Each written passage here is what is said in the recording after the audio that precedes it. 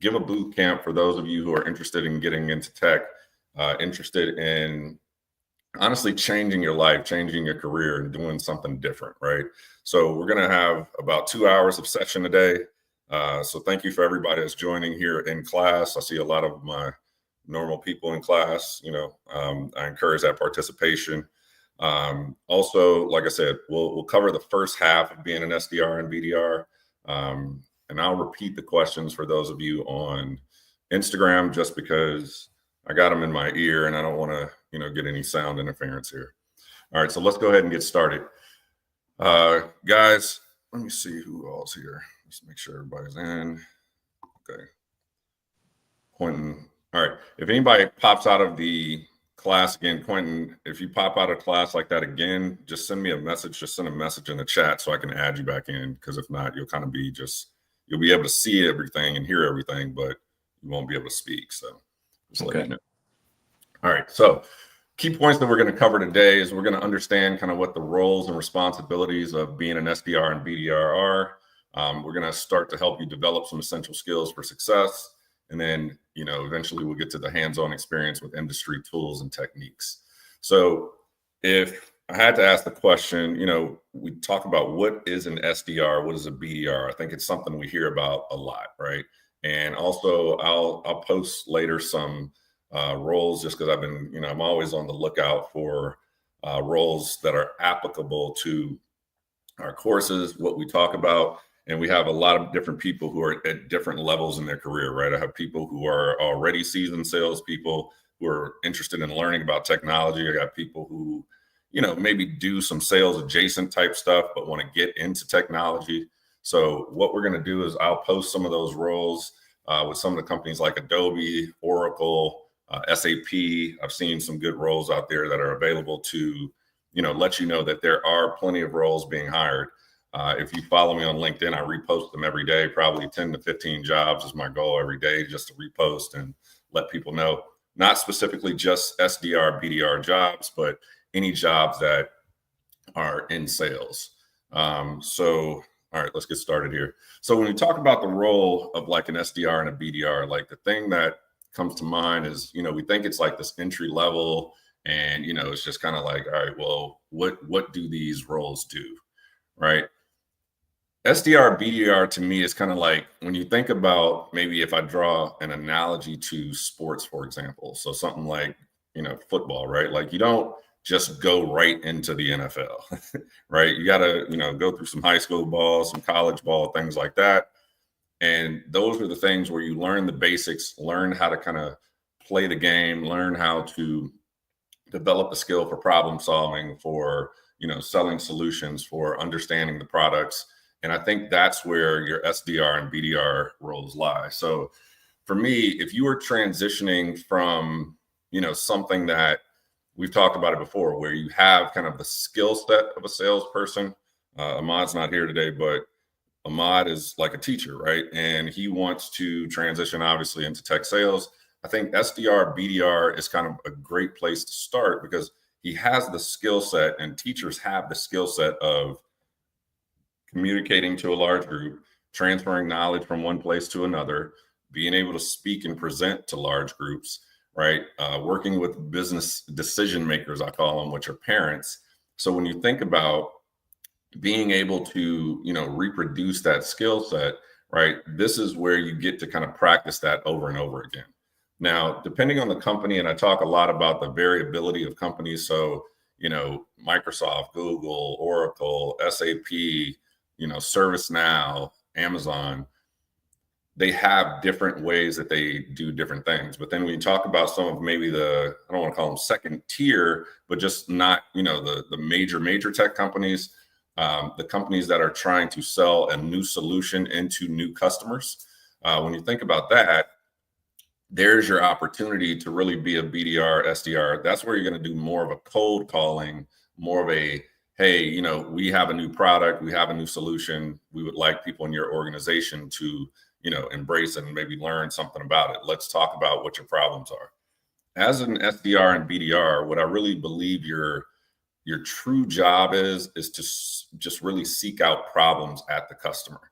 Because if you're able to seek out problems at the customer, then you're able to, understand where the pain points are and then address if your solution is able to solve that. Now, what I've seen in a lot of places is that the SDR BDR is really just a cold call. They're really just reaching out. But like when I was at Salesforce, for example, my most effective BDR, she was the best I'd ever seen, but it was because she wanted to really learn about the solution that we were selling. She wanted to understand how to listen for the customer problem, right? And I think that to me is one of the things that as salespeople, I don't care what level it's at, when you develop that ear for understanding the customer problem, that's where you really, make that differentiation, right? It's where you can really make that connection, because if you know you have a solution that is able to address what that customer problem is, then that's when you're really going to be able to find success, or at least get the chance to talk to the customer, talk to the decision maker, to be able to, give your sales rep a chance. And when I say your sales rep, I'm talking from the BDR, SDR role perspective. All right. Any questions so far about this? I'm going to keep rolling. So, and all right, yeah, we're changing. All right, so back to understanding the role. So yeah, again, key points are going to be, you want to generate new business opportunities. You want to initiate contact with potential customers, and then also lay the groundwork for revenue growth, right? So when we talk about, to me, the main one here is obviously generating new opportunities and new business opportunities. But you could generate 100 opportunities. If they're not quality opportunities, your metrics of, conversion are going to be 0 out of 100, right? So you're not going to be kind of viewed and perceived as an effective SDR or BDR. So how do you overcome that, right? And I think the main thing is that it doesn't matter which company you're at, what, solution set you're representing. You need to understand, what problem does your solution solve? Because if you don't understand that, then you're just trying to line up meetings. And while that's great, some people just want the meeting. Some AEs, some sales reps believe, hey, just set the meeting, I'll take it from there. I'm telling you, you want to focus on your effectiveness rate, right? So if you have 100 calls and you set up 100 calls, that's great. But if none of them are genuinely interested because you didn't do anything to convey what your solution and what problem your solution is going to solve for them, typically you're going to get a much lower effective rate. Does that make sense so far? All right. Yes. Yeah. So back to kind of initiating contact with potential customers, right? So what, I've seen as far as the action of like an SDR and BDR and how they, effectively do this is that, one, like I said, you understand what the solution is, right? And you have to have that ability to help connect with customers and uncover kind of that opportunity, right? So based on some of the stuff we talked about in previous classes and just things that we generally know, right? What are some good ways to start connecting with customers even before the conversation? Like before you get them on the phone, what are things that we could do?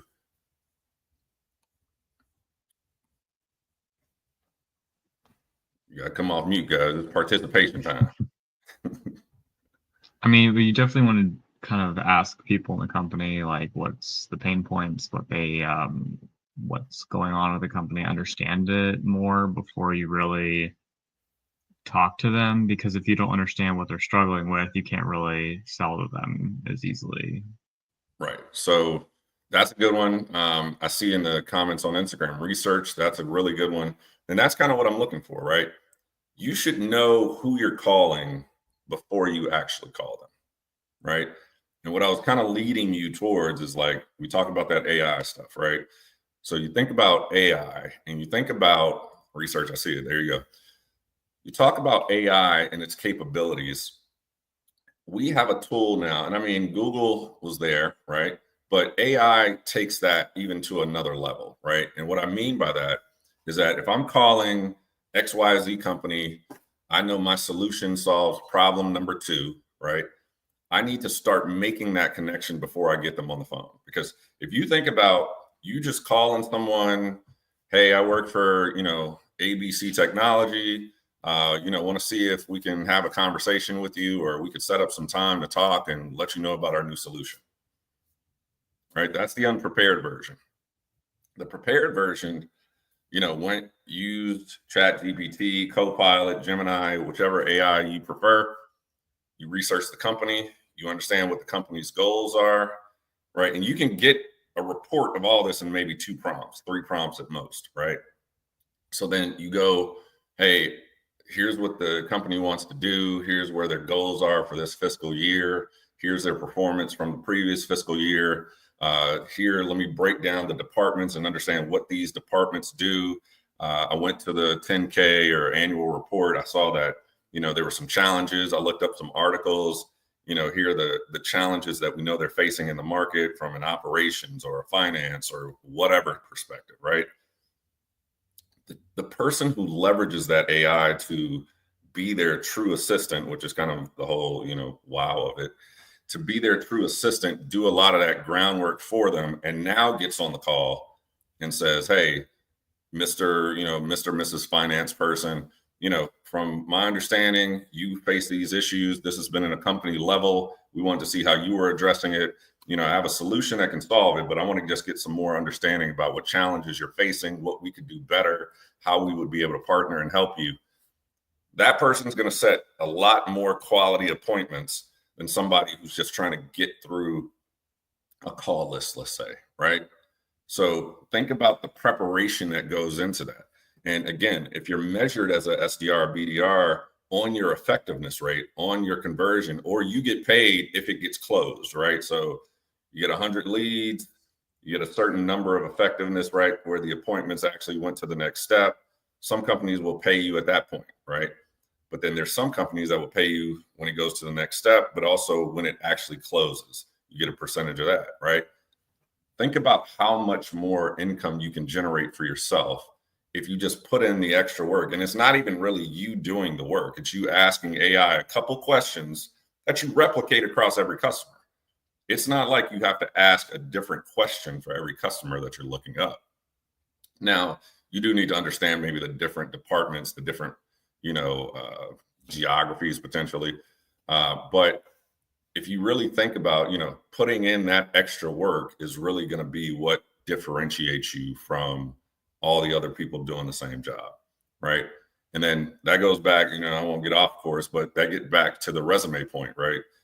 When you're trying to get into a full sales role, if you don't have the ability to talk about your accomplishments as an SDR or a BDR, why am I really going to entertain that, right? If you just give me job description and, tell me about the things that you've done, while great, and yes, we want to, have that education, I'm more interested in results. Sales, the world of sales is very result driven, very focused on that, right?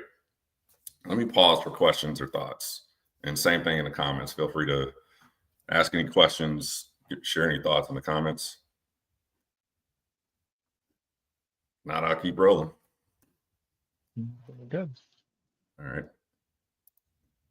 right. So key responsibilities, right? So obviously the number one thing is going to be that prospecting, right? So identifying potential leads. And again, I think we've kind of covered this already, right? Is potential leads. And again, this will vary company to company, right? It will let you know, there's some companies who your customer set is only pre-existing customers, right? And that's a great thing because there's already a relationship there, right? And so now you'll probably, again, more get focused on or comped on your actual conversion of the opportunity. But then there's some where, it's a brand new customer, brand new company with a solution in market. And then you're going to do what you see as point number 2 here, which is kind of that cold outreach, right? So engage prospects via emails and calls. And when you think about that, so if you're doing that, right, like, yeah, absolutely, Mark. When you think about cold outreach, right, to me, it's possibly the most difficult part of all of sales, right? It's the part that people don't want to deal with. It's the part that, to me, really is like, if I didn't have to do it again, I wouldn't want to ever do it again.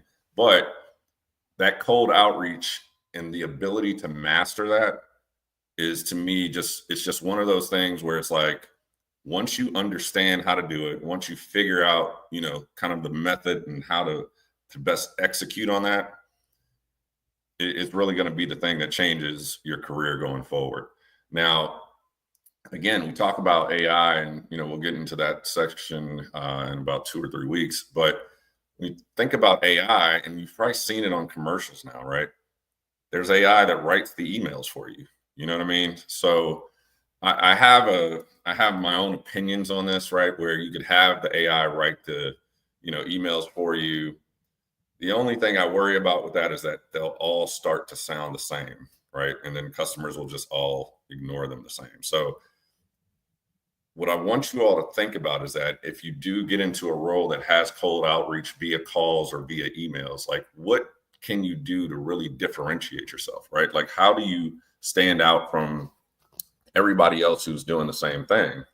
And again, I think that's where you really have to do that extra step of pre-work to be able to deliver, right?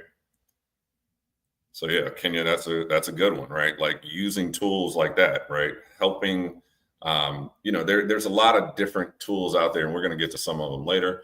But there's a lot of different tools out there that help, understand. Now, another element of this, and again, it's such a wide ranging thing, and I'm trying to cover it all, generically. But another thing that you get a lot, customers will actually show you and tell you what they're looking for too, right? If you think about some of these sites, what will happen is people will sign up, right? And a lot of the roles that you get will actually work from these lists. It's not like, hey, here's the list of 1,000 companies, just call them up and use it, and hopefully somebody answers, right? Usually it's something where customers have filled out some sort of form, or maybe they attended some conference and the company was present there.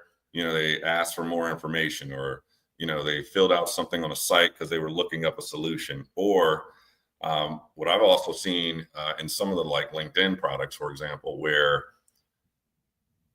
when so let me back up, not just in LinkedIn, but like marketing emails, right? And I don't know if this is general knowledge, but when a company sends you an email, right, their tools and companies, Adobe for one, right? It's not a secret. Adobe has marketing campaigns. Salesforce has marketing campaigns where they send you an email. You open the email, they know. You click something in the email, they know. How long or how many times you clicked around on their site, or what you looked at, or how long you spent on a page, they know, right? They call those marketing insights.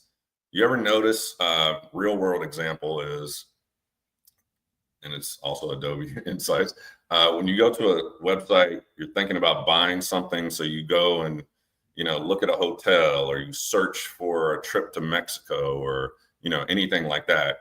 And then what happens is you'll get like a follow-up email somehow, and it'll be like, hey, we noticed you left this in your cart, or we noticed you want to complete your hotel booking for a trip, right?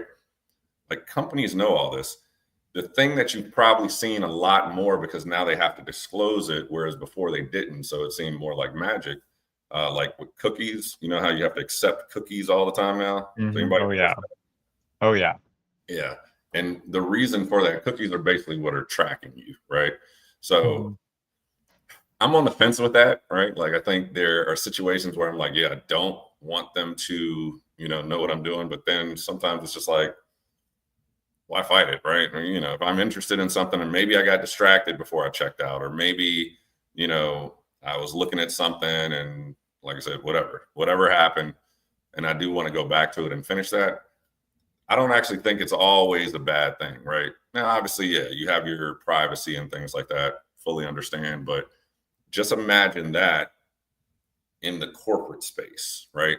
So I send you an email, and, you do look at the email. I know you went to the site. I know what you looked at. I know what you looked at. I know what you were, how much time you spent on a certain, page. So typically the list for SDRs and BDRs are generated from that. Now, me being candid, again, I've never been one to be like, hey, just take any job, right? These are the type of things before you accept an SDR, BDR job. These are the type of things that you want to understand, right? Because am I understanding, do I work from a list where somebody just came up with this list? Or were there marketing insights? Did people sign up? Did people show some level of curiosity? Because if you just think generically, if I'm working from just a general call list of, hey, these are the customers we want to have, right? Versus, oh, these are people we know that looked at our email or maybe attended, one of our sessions or attended an in-person conference, or we presented at a conference and they said that they wanted more info. You want to understand as an SDR, as a BDR, where do these leads come from, right? Because you want a certain level of quality to your leads, because especially if you are being compensated off of conversion, either to the next step or conversion of sale, you want to give yourself the best chance. Now, to be fair, I'll say that most of these larger, known kind of tech companies, that's kind of how they're operating, right? They're not just saying, hey, go do your best, go find what you can, and we'll, pay you something for it, right? So that's ideally the way things go. So I think that should hopefully give people a lot of clarity to understand that these things aren't just like, even though it says cold outreach, it's not typically where there's been no sort of interaction and somehow they want you to make a connection, right? Like, because that's not worth the company's money to invest that way, right? So typically, like I said, there'll be a pre-existing relationship and, hey, we need you to grow it within that account. Again, that's like, oh, I know those people over there use your products. We don't use them over here, but, tell me more about it, right? Yeah, that has a much higher conversion capability than something where it's like, so wait, nobody here has ever used this. You've never talked to anybody. Nobody's ever expressed interest, but sure, yeah, I'll give you some time, right? Like, that's not likely, right? And then the other scenario, like I said, is like, even if there isn't a relationship, maybe there has been some sort of outreach by customers via marketing tools, via in-person conferences, a whole variety of ways. So again, I want you to think about when you are interviewing for these jobs, when you're looking for these jobs. Again, if you know the company is reputable, just trust that there is some sort of system in place on the back end that's going to give you a chance at success. Because again, it doesn't benefit a company to just say to you, hey, we're going to pay you this much money and hopefully you'll convert at a high rate, right? That's not effective on their part. So even still, though, I think it's in your best interest before you take a job to understand at least how it works. If it's, hey, we got the pre-existing relationship, all right, cool, I think I can grow that. Or these people express some sort of interest before you reach out to them, but that's the list you'll work for. All right, cool, yeah, I can work from that. If it's just like, hey, we don't pay a base salary, or we pay a very low base salary, but we don't operate from any marketing insights either, I personally would say stay away from those. Does that make sense? Any questions about that? Yeah, just wanted to reinforce what you said. So basically, a standard question on an interview should be asking them if they work just from a CRM list or if they got their prospects from marketing insights. That should be like a standard question, right? Yeah, you should always have questions when you are interviewing for, the company that you're working for. And what you're saying is absolutely right. Do they have some level of CRM tool that they use to generate the lead list? Or are there some sort of marketing insights tools that they use to, compile this list that you call or email from, right?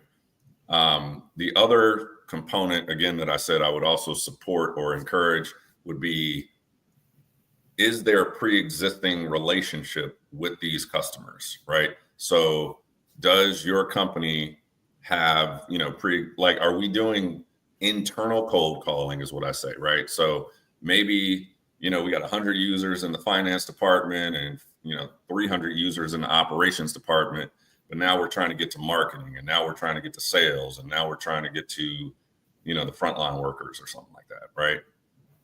Any of those three, in my opinion, are sufficient. But those are questions that you need to have, because you want to only be in roles that pay you well, that give you a chance at success, right? If you don't have a chance at success, why would you want to be there, right? Like, sometimes people get so caught up, oh, I just want the job. Like, yeah, it's great. Like, if they're paying a base salary of $200K and you don't have to convert anything, that's awesome. Take it, right? Sign a contract if you can. But typically, they're structured in a way where there's a decent base salary plus some sort of, stretch goal, right? Where you can, either through conversion rate or through conversion through the next step of the sales process, or where you actually get paid if the conversion closes. And just so you know, if it's paying you for the conversion rate, so you start step one, you do an entry, your salesperson talks to them, and they move them to the next step of the sales cycle, and you get paid, that's pretty easy, right? So if that's the case, those are good jobs. That's a good role to have, great way to do it. If it's where you only get paid for the actual conversion of the sale, right, then make sure that the sale conversion role is actually paying you a lot more, right? So if you get $200, $500 for a conversion move, but then you get $3,000 for the sales conversion, that's great. Do something like that. But don't only go for a role that's saying, oh, you only get paid on sales conversions, and it's, some small number that doesn't allow you to really make a difference in your income. Does that make sense? And have these questions when you're in the process, right? Have understanding of your compensation. Okay. All right. Relationship building, address customer pain points. So I think this is something we cover a lot, but again, we got some new people here. We're on a couple live platforms, so I'll still dig into relationship building. When we talk about sales, right, like a lot of people always think, right, it's like used cars for some reason is the main thing that jumps into people's head. But again, addressing customer pain points, because when you're selling, right, you're selling a solution. That is what every company is going to call what they sell, right, in the technology space. Hey, what is our solution? What's our solution, right? If you think about the concept of what a solution is, there's no possibility of having a solution if there's no presence of a what? Anybody? It's an easy one. Problem. There you go. Problem, right? You cannot solve anything that's not a problem, right? And so we talk about addressing customer pain points and how to build relationships. I think there's two ways, right? You don't want to forget that people are people. So I'll give you some real sauce that I use, and I use it in interviews as well as when I'm selling. All right. And I hate that I'm broadcasting, but I'm still giving it away. All right. What you want to do when you're selling or building relationships, interviewing, whatever the case may be, first thing you can do is research the person, right? We have too many tools now where you can research, right? LinkedIn is probably going to be the number one because we're in that kind of professional space. I think going beyond LinkedIn, a little weird, but it's up to you. So LinkedIn to me will give you a lot of clues. What are the clues that we should look for? I look from where did somebody go to college? Where did somebody seem like they're located, right? A lot of LinkedIn posts will have their location. I look at the stories they post, right? Sometimes a picture will get away. Most pictures are professional. What I'm looking for is the fact that you're always talking to people. You want to find a way to connect. The thing I use the most is geography and sports, right? Family is a good one, right? I'll talk about the fact I got a daughter in college, right? That generates a lot of conversation. I'm from Chicago. I talk about how, the sports teams and how much I hate them because they suck. But, you talk about people's teams, right? You talk about where somebody's from or where they went to college. Like, think about if you got on a sales call today and you looked up the fact that somebody went to Ohio State. Now you have something to talk about. Or they went to Notre Dame, or, you know, they went to one of the 12 college football playoff teams or one of the basketball teams, right? Like, whatever you have a knowledge about that you can apply and, you know, make a connection with somebody. I was in an interview one time, guy had on a sports team on his sweatshirt. Thought that was weird during my interview, but it is what it is. He had on a sports team, you know, sweatshirt during the interview. So I immediately started talking about that team, right? I'm not talking about, oh, I've done this many years of this and I've done this and I've done. I went straight to the human element, right? We got another one, like, so in Atlanta, I don't know if people can see it, but there's a bunch of snow outside right now, which is crazy, right? Talk about that, right? And you're like, oh man, that snow is crazy. What you're trying to do in any scenario, and this is, again, if you take anything from this, the BDR stuff is great. This is what you take away from this interaction today. You can make a connection to another human being to take, like, basically take the gun out their hand, right? Disarm them. Get them from being in an interview with you to be like, all right, how do I not pick this person? Or in a sales thing, how do I tell them, no, I don't want this? Right? If you can get that first thought out of their mind by making a human connection with them, whether it's the weather, it's their sports team, where they went to college, where they live, how many kids they have, how many kids you have. When you can make a human personal connection with somebody, right? That changes your conversation. I talked to that dude about that sports team they actually had just lost.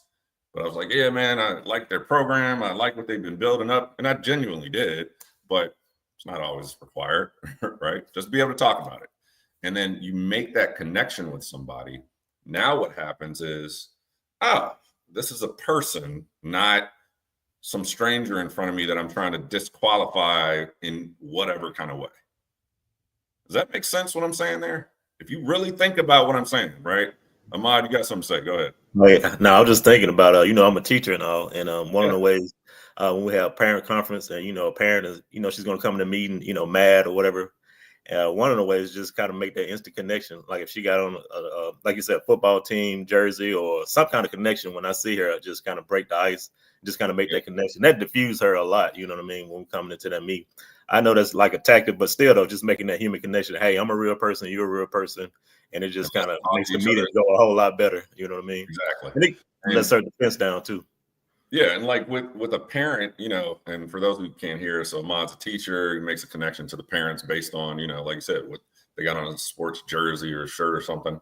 But I think another thing as a teacher, what I would do, just say one positive thing about their kid. Right. That's too. That works too. Yeah. Oh yeah. Man, Jimmy, you know, that guy got a lot of personality.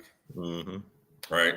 And now she, you know, they're in a whole different mindset, right? Oh, this teacher knows my kid and really cares, right? And I'm not saying you don't. I'm just saying it's just when you put that out there first, right? It's just a different thing. I mean, I'll give you a non-related example, right? When you're driving, you know, with people in traffic and you're in your car, you know, like a warrior, and then you pull up and then you see the person, right? It's very different.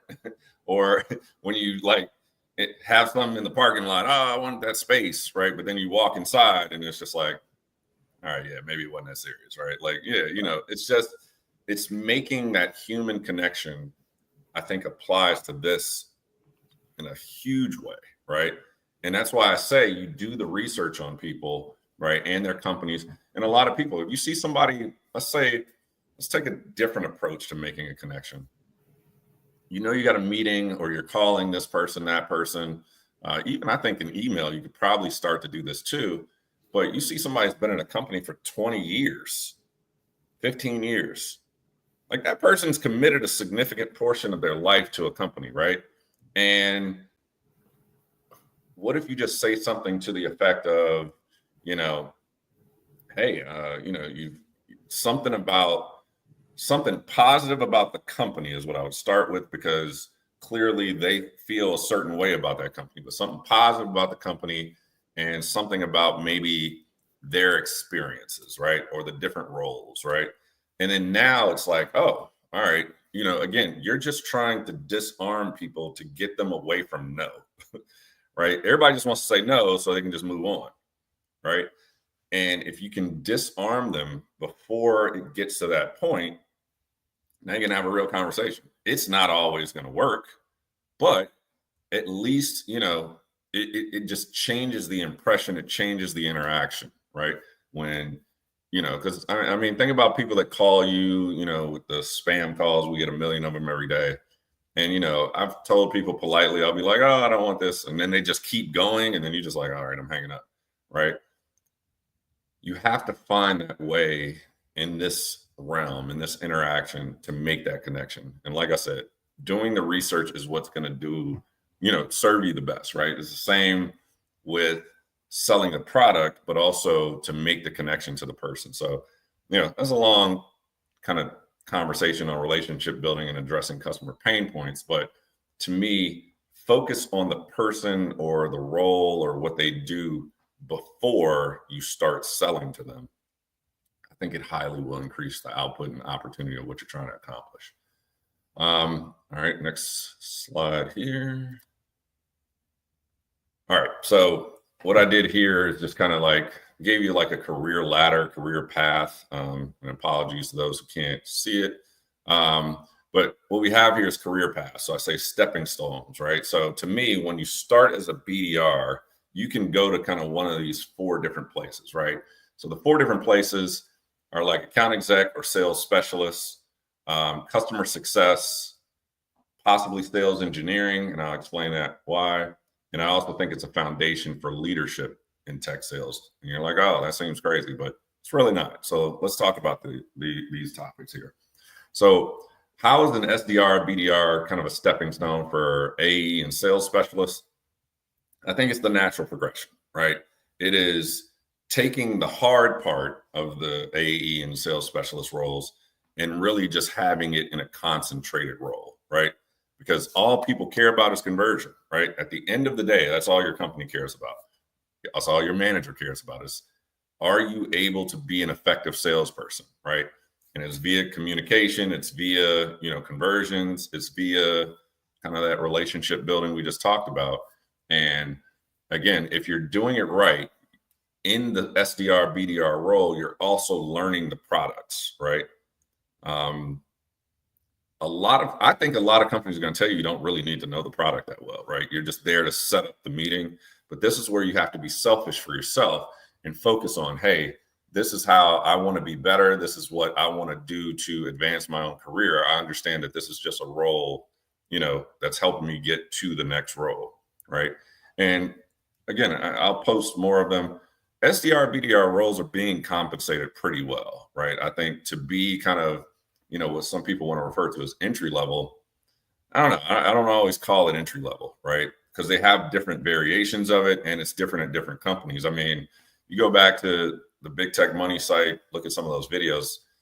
There's compensations for SDR, BDRs that's 100 to 200,000, depending on the company, depending on the level, and you know, geography obviously plays a part too. But don't look at it like, oh, it's just this entry level role. There's money to be made, but you have to be good at it, right? Like that's always the catch. You have to be good, right? And so with that being the case, like I said, for AE sales specialists, to me, it's just really the kind of first step, right? Now, even me, like many years ago at T-Mobile, I did a role. It wasn't exactly the same. It was more of something called an account development rep. So I focused on the account level instead of just kind of like sales and business development. You're like, how's that different? The account development rep is that I focused more on, this is back when, you know, they used to sell like cell phones in the mall and stuff like that. So I would work with those company owners, right?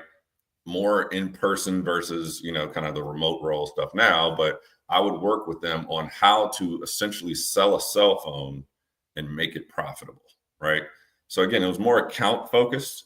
And the way just, if you think about back when like there were Blackberries and, kind of pre-iPhone stuff, you'd have to buy this phone from the company like T-Mobile. Phone cost like $500, right? They were pretty expensive. So then as a retailer, they had to resell it to make that $500 up plus enough profit to be able to pay the sales rep, have some profit, pay the rent for the store, right? So you're like, how do you do that? And again, this is helping somebody with their business. I'm identifying their pain point, helping them solve a problem. It just wasn't in the transaction of a software sale. So you sell a plan, right? You have a minute plan, then you had to have like a text message plan, and then you had to have a data plan, and then you sell like the accessories, which had a huge margin, right?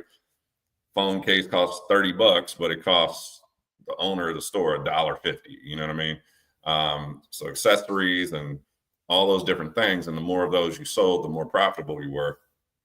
But that's the same concept here, right? And it's what kind of helped create the foundation for my sales, right? Like I've been selling since college, but that to me really gave me more of like that business perspective of, oh, I have to make this business owner profitable. That's what you all will be doing in these roles, right? It doesn't matter if you're a sales rep, AE, your goal is to help that company find a solution, right, to be profitable. Current AE, what would be the next role from there? That's a long answer. So just message me. We can talk more about that, but that's a longer answer because it really just depends on where you want to go in your career. All right, keep rolling here. Customer success. So everybody familiar with customer success? Anybody know what that is? All right. For those who don't. So customer success is it's still in the sales process because there's other things that you can sell, like I call it like the warranty. But what I mean by that is like, when you sell software to a company and to customers, right, they need help getting it actually delivered and actually implemented. And, sometimes they have internal teams, sometimes they enlist or pay for the help of a partner, but also they kind of have a balance of the both. And then they want help from the company that actually sold them the software. So that's where customer success lives. And when you think about customer success, right, it's literally in the name, right? It's making sure that the customer is successful with the solution that you gave them. Because if a customer doesn't use the products that you sold them, what happens the next year? They will not buy them again, right? And so now as a salesperson, if you carry that account year over year, you're working from a deficit because that was expected to be money that was there. Now you have to replace that and account for the lift that you're typically expected to deliver year over year. Questions on that? Yeah, Mark, this is a recorded session, so it'll be available if you are part of the boot camp. Generally, no, it's not going to be available, as I understand. Average base salary in tech sales, that's a super, super wide ranging question, Roderick. I'd say anywhere from 60 to, base salary, probably 200, 250, and that's on the high end. All right. So next, let's go sales engineering. So how do I go from SDR, BDR? I mean, Cyrus is here. We should ask him. But like SDR, BDR to sales engineering, I think the best way there is to focus on the product, right? So again, as you're in all of your roles, you should always be focused, hyper-focused, I say, on your kind of self-improvement, your self-development. How do you get to the next role that you want to be in?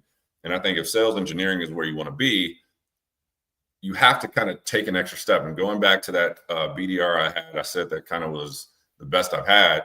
One of the things that she did that she wasn't required to do that I thought was outstanding was that she would sit in on my sales calls.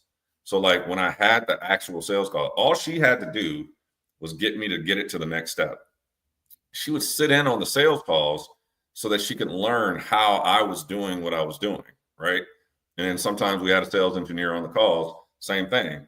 If you want to be a sales engineer, just sit in on sales engineering calls as a BDR so you can kind of decipher like, oh, well, maybe I just want to, explain and teach the technology, or maybe I just want to be an AE, right? So whatever thing you're trying to go be next, right?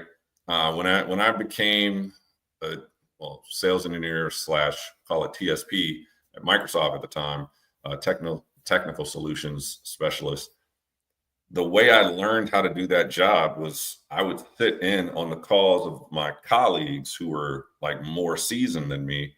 And then eventually I kind of copied what they were doing, but I made it my own. And that's how I became good at it, right? Like, yeah, I studied, learned the processes and learned, the technology kind of deep, but I would listen in on calls with my colleagues so I could see how they were explaining things, why, the product did this or did that, or what it did or what it had, and how it helped customers. I learned by kind of like emulating what others were doing, right? Same thing here, right? As a BDR, yeah, you could just, now some companies may not let you do it, but again, that's not a great company to work for. But if you express that to your manager, hey, this is what my goals are. I'm starting at this role. This is where I want to go to next.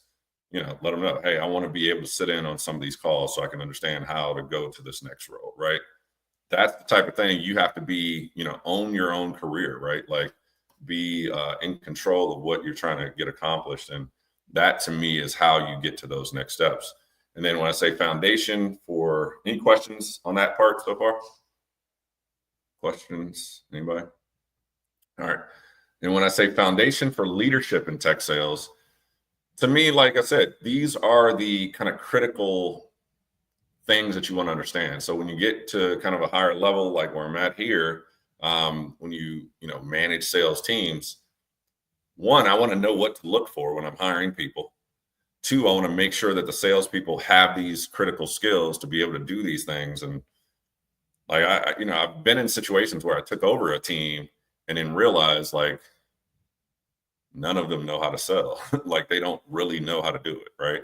I won't say none of them, but there was a group of them that, they knew how to do the process, right? But didn't know how to like listen and have that technical ear and how to apply the technology that we sold. So I'm just like, oh, you just know how to pull reports. Like, I don't care about that, right? I care about actually transacting and taking the customer's money and putting it into the pocket of our company, right? That's what I care about at the end. It's great you know how to pull some reports and do whatever, but guy was terrible at actually selling to the customer. So that's why I say it, even as a leader, it's foundational to be able to identify those characteristics and qualities in your candidates. All right, let's keep rolling. Doing pretty good on the time today. Right. Hey, Horace, if I can ask a question, and maybe we can follow up offline, but I'd be interested in like what the path looks like from somewhere like customer success to like an AE or a leadership role in tech or something like that. Yeah, well, I can talk about that now. So the question for those online, question was, what is the path from customer success to, you said like an AE or to leadership in tech, right? Yep. Okay. So it could be a couple of different paths there, right? And when you say leadership, remember, leadership is not just being a sales manager, right? Okay. It depends on the company, right? But there's customer, I know the title is customer success manager, but there's managers of that group as well, right? So you can manage a bunch of customer success managers. I know the names are confusing there, right? But you could be a manager of those teams. You could be a manager of a technical team, right? You could be a manager of a sales team, or to your point, be an AE. I think with any role, and like we say, you want to get, yourself in the door, is with any role, it's about learning about the thing you want to go do. And one of the techniques I have, is that if there's some job that I want to go do next, because you should always be focused on like the next job and then the one after that.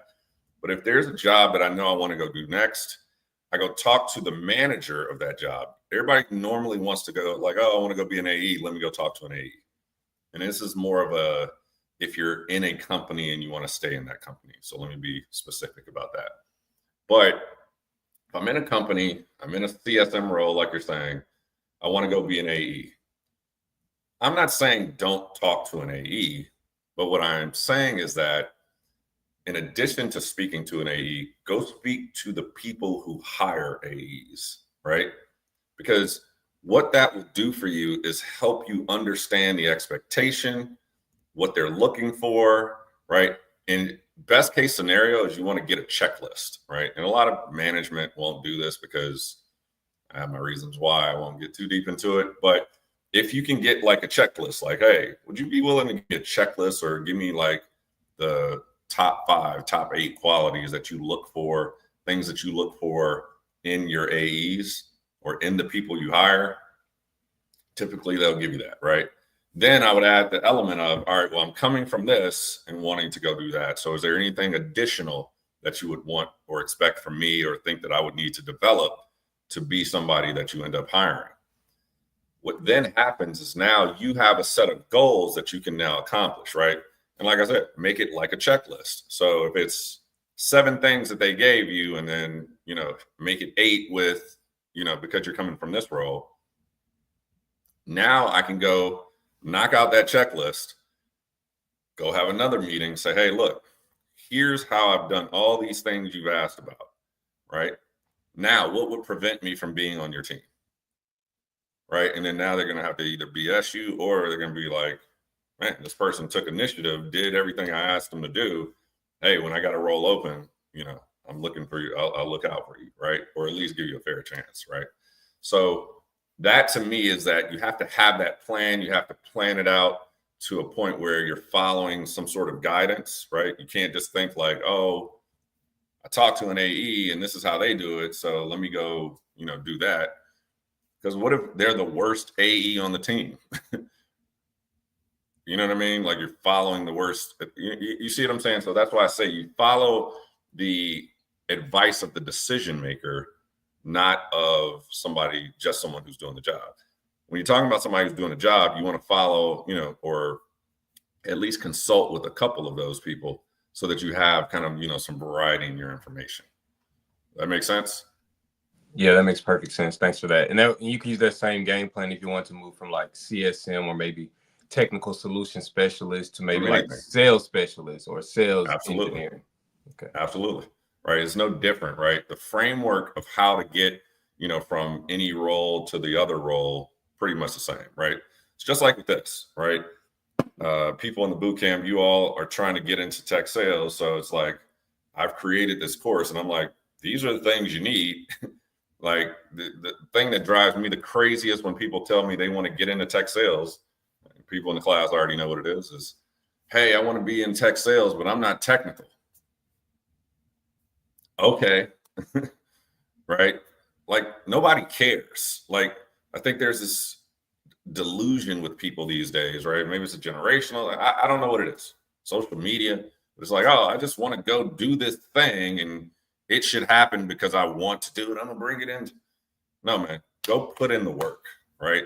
And I'm not speaking to one person here. I'm speaking in general. Like if you want to be in tech sales and you're not technical, you don't have good chances, right? It's not really that great of an opportunity. Like, and again, am I saying that it won't happen? No, I'm not saying that. What I'm saying is, how do you increase your opportunity? Because if I am interviewing 4 people, 3 of them are technical and 1 is not, right? To go sell $12 million worth of software for me, right? And then again, we talk about levels to it. How likely is it that I'm going to pick the person that's not technical, right? I'm just framing it from the other perspective, and we have to think of it sometimes from that other perspective.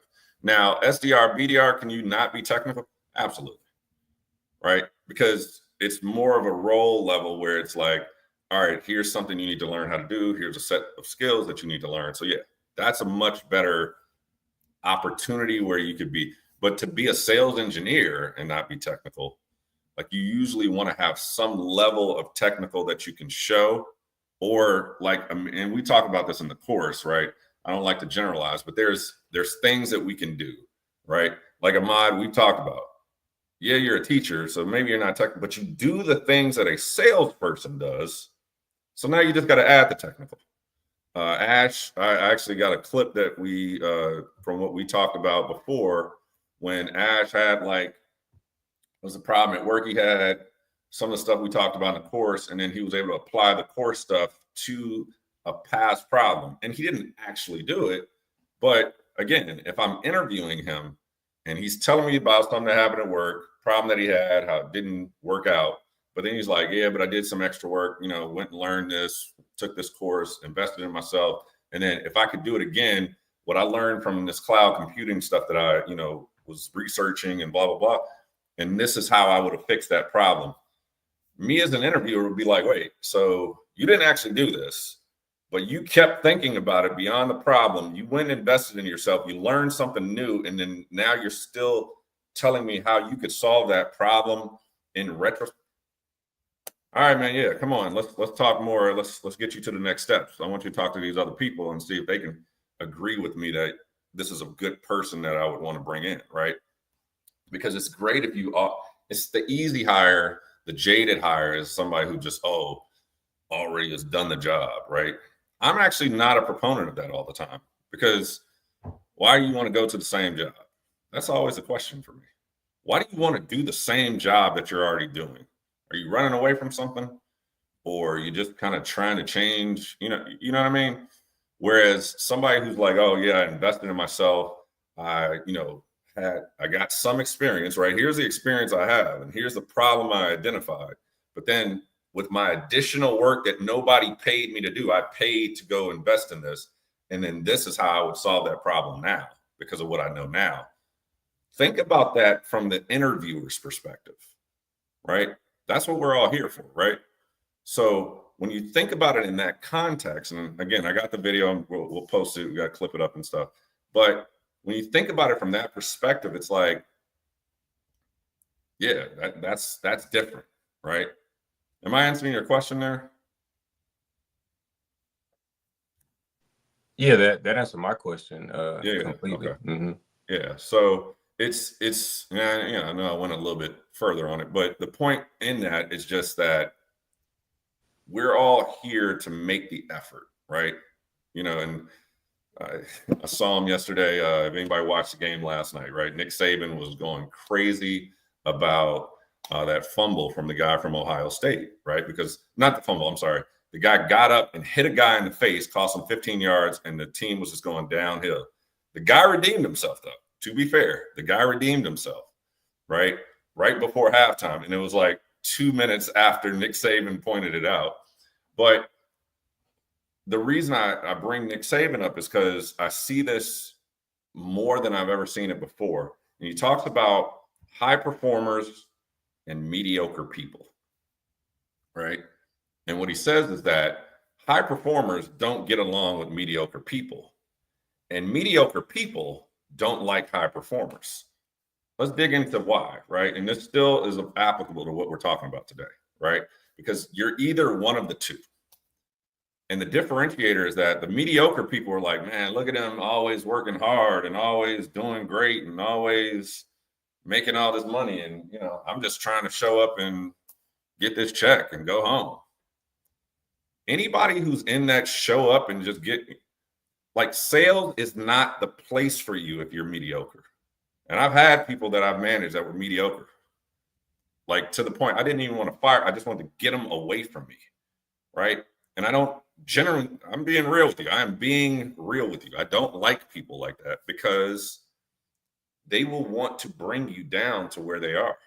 Sales is something that's based on your metrics, output, and accomplishments, right? If I sell one thing or I sell 100 things, the more I sell, the more money I make, the better I live, the more Porsches I can buy. You know what I mean?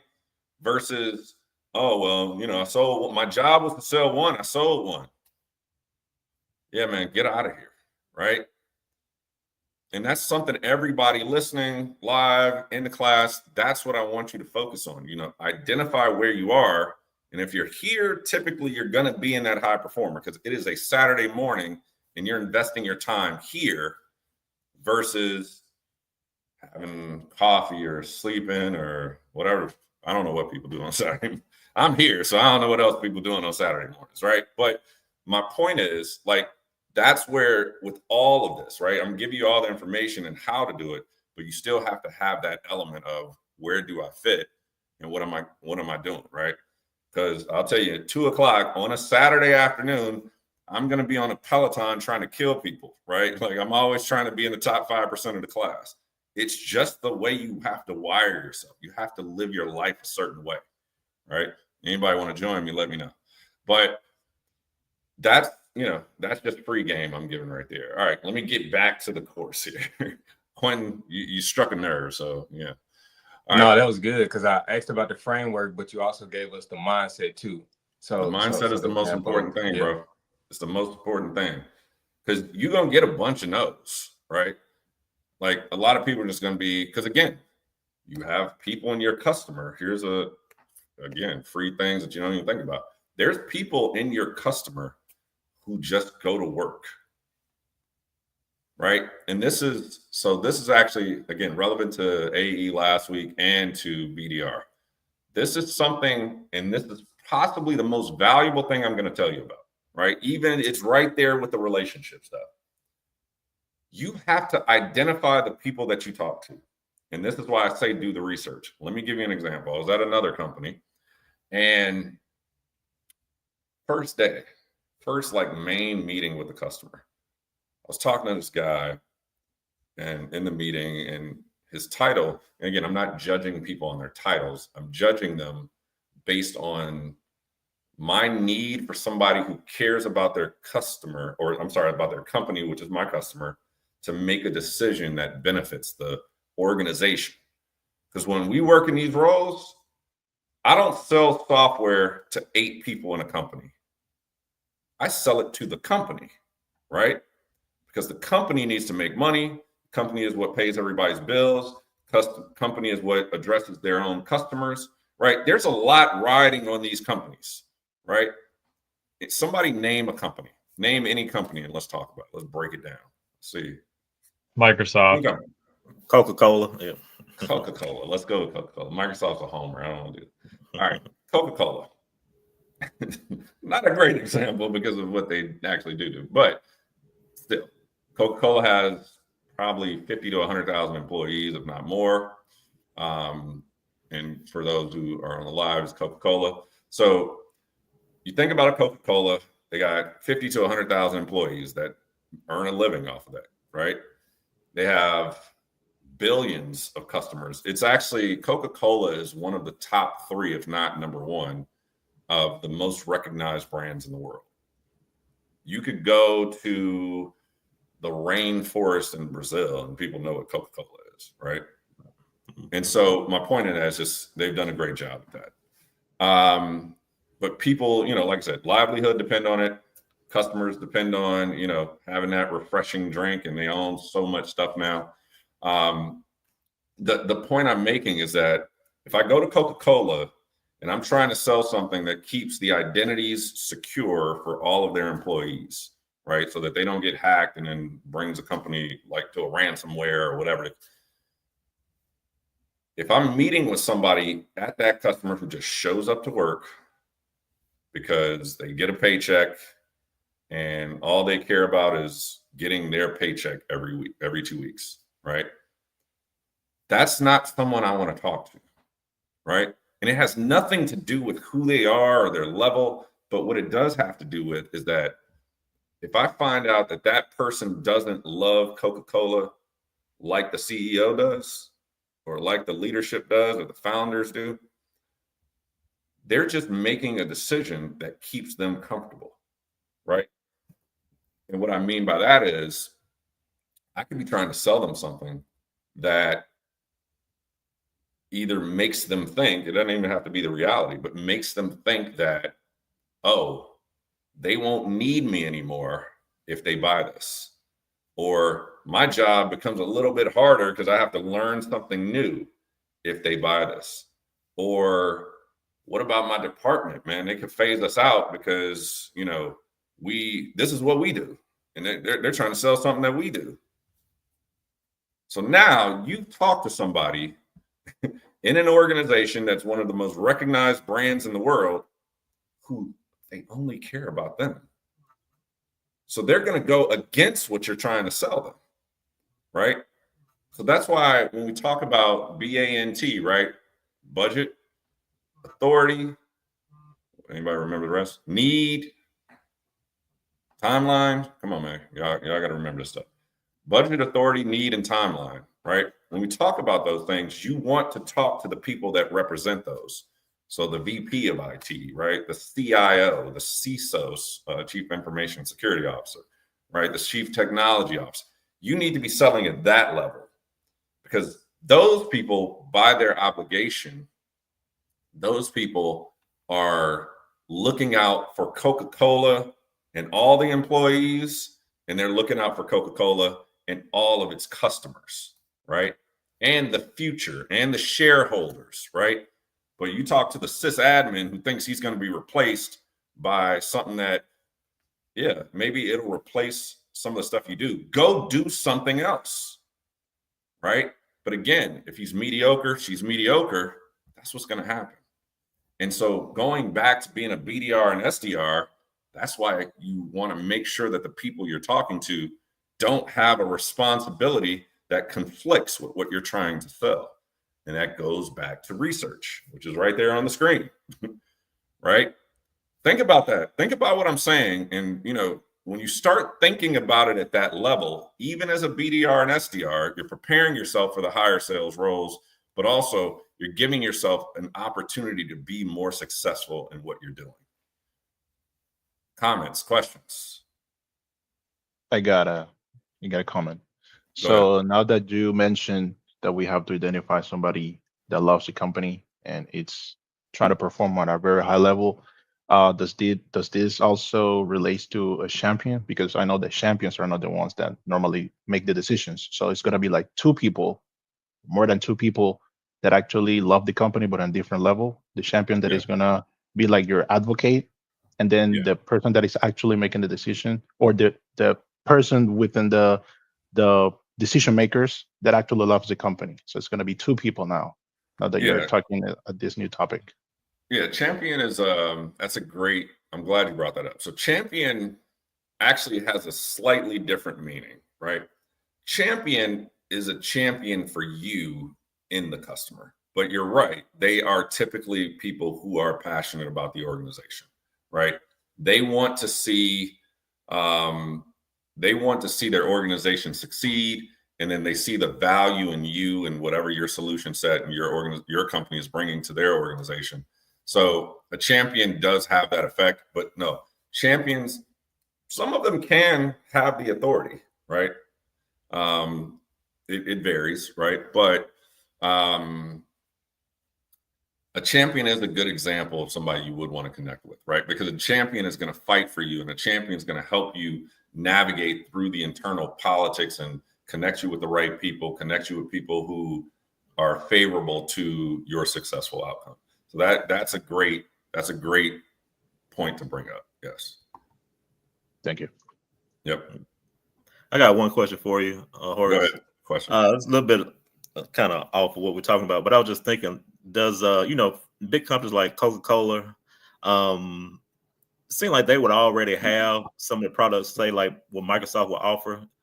Do Microsoft still selling to those companies? I feel like Coca-Cola would already have, because they're a big company, seem like they would already have, those products that you're selling because they're so big, Is Microsoft still selling to big companies like that? It seems like they would already, Yeah, no, it's a great great question. It sells more to small companies, more so to big companies. It seems like Coca-Cola and other big companies would already be using. No, it's a great question. Question is, for those on the live, the question is, do companies like Coca-Cola still buy things from Microsoft? Because it seems like Coca-Cola would already have everything that Microsoft sells, or have all the products needed, if you will. So absolutely, but it's a different process, right? So Coca-Cola is, how do you say? That's what they would call most companies, Salesforce, Microsoft, Google. Right. They consider Coca-Cola like a strategic, right? Mm-hmm. Or a top 500, or really no, that's more like a top 10, top 50. Mm-hmm. Right. Just because that ranking is based on what customers buy from you. It's not just based on the size. But yeah, so it's kind of an ongoing relationship though, right? Okay. So they don't Technology necessarily, changes. yeah, the Sorry. technology change. There's always new things coming out. So Right. that's one thing. It is rare that a company just buys every single product that one company has, right? Tell me why. And I'm still right here. Just tell me why you think that would be something that customers would shy away from, which is buying everything that one company has to offer. Anybody got an idea of why? They may feel like they don't need everything at the moment, or they may feel like they can get a better deal from another company. You also want to give the product time that you just bought so that everybody can get used to that. Because if you put too many new things into one company, everybody can get overwhelmed. That's true. That's a good one. Both great answers. So yeah, the customers, they tend to not want to buy everything from you because they don't want you to manipulate their pricing. Okay. Because if I come and you buy everything I got, you buy every single product I got, we agree to a deal for 5 years. Now I'm on all of your platforms, because you got to think, it's not easy to move on and off of these platforms, right? If I got 100,000 employees and you got all my data, or you got all my identity, you got all my productivity, now I got to try and move everybody off of this. Yeah. You see what I'm saying? So they like to keep some level of variability so that the customer, or so that the company doesn't like over manipulate them, so to speak, right? So yeah, and I think there's some, I understand why, but I won't necessarily agree with that, right? Like, unless you just got bad salespeople and bad leadership. But I understand why they do it. And then some companies, like we talked about in some of the other sessions, have that best in breed perspective, right? Which is, well, we want the best solution for every problem or every solution set, right? We want the best one. And then that's where you get into like, well, how does it all work together? They weren't built to all work together, right? Some of them are built to work well with others, don't get me wrong, but there's a lot of scenarios where it's not going to overlap and it's not going to be, harmony, right? And then you have to have all the people in there who can manage all of this stuff too. You know what I mean? So there's a couple of different flaws in that, but yeah. So hopefully that answered your question. So I guess I'll get back on track. I know we tend to, go on tangents, but I think those were good ones. So back to this real world example. So cybersecurity firm, identifying companies at risk of a data breach.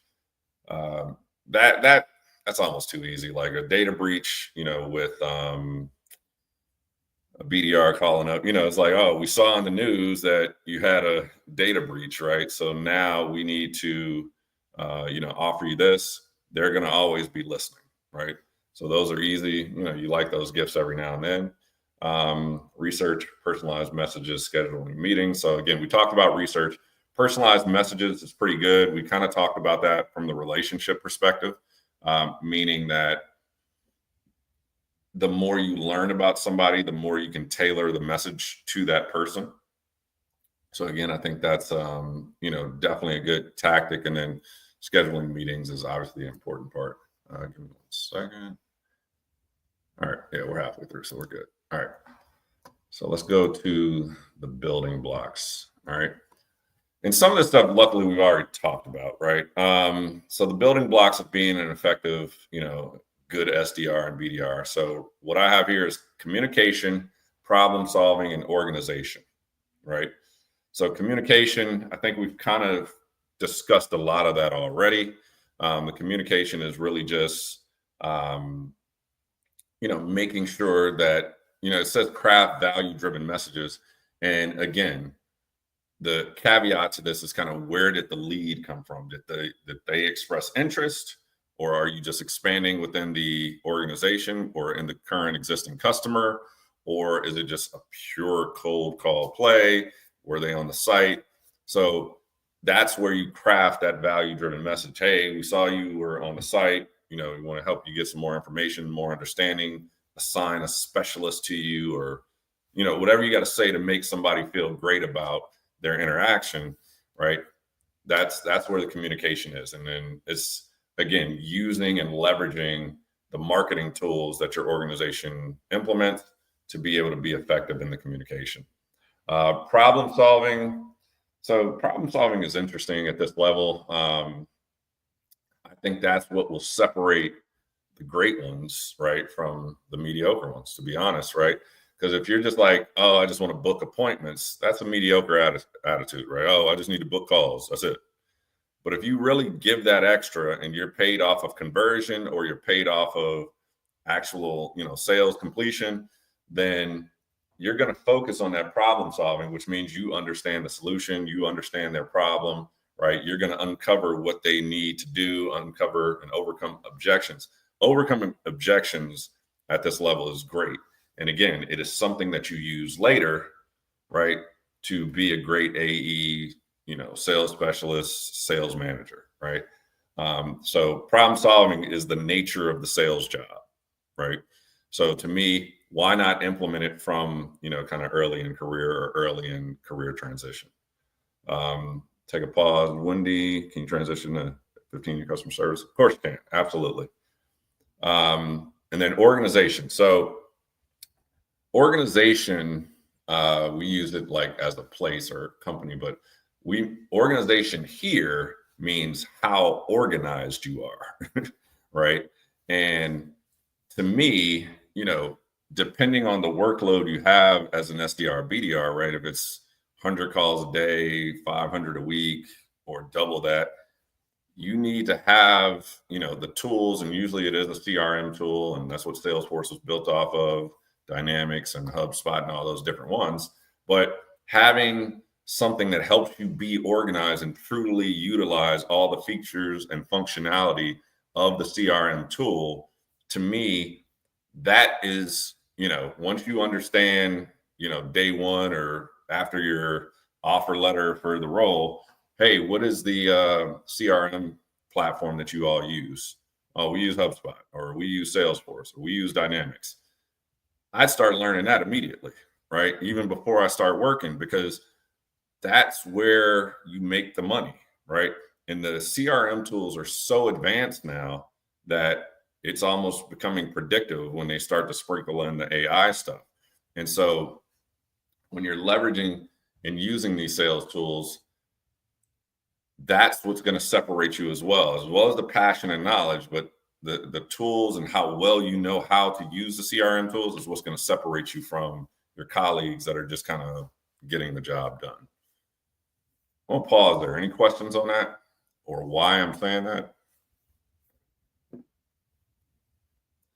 All right. Well, I'll expand just a little bit. The CRM tools, like I said, they're going to get you through the sales stages and get you through kind of, where you left off. Because again, if you're calling 100 people a day, there's no, you may have a beautiful mind or be Rain Man, right? But there's no way to effectively just keep that in your mind. Oh, I remember talking to this person. We talked about this. We talked about that. Usually you want to have some sort of tool that you're working from. Also, knowing the tool could be the way that you get paid too, right? I know, for a CRM company that wants you to use their tool, right? They're tracking the tool. So you get from stage 1 to stage 2, and that's how you get paid. The better you are at that, the more you get paid, right? So CRM tools, I can't stress enough. Those are super important. All right.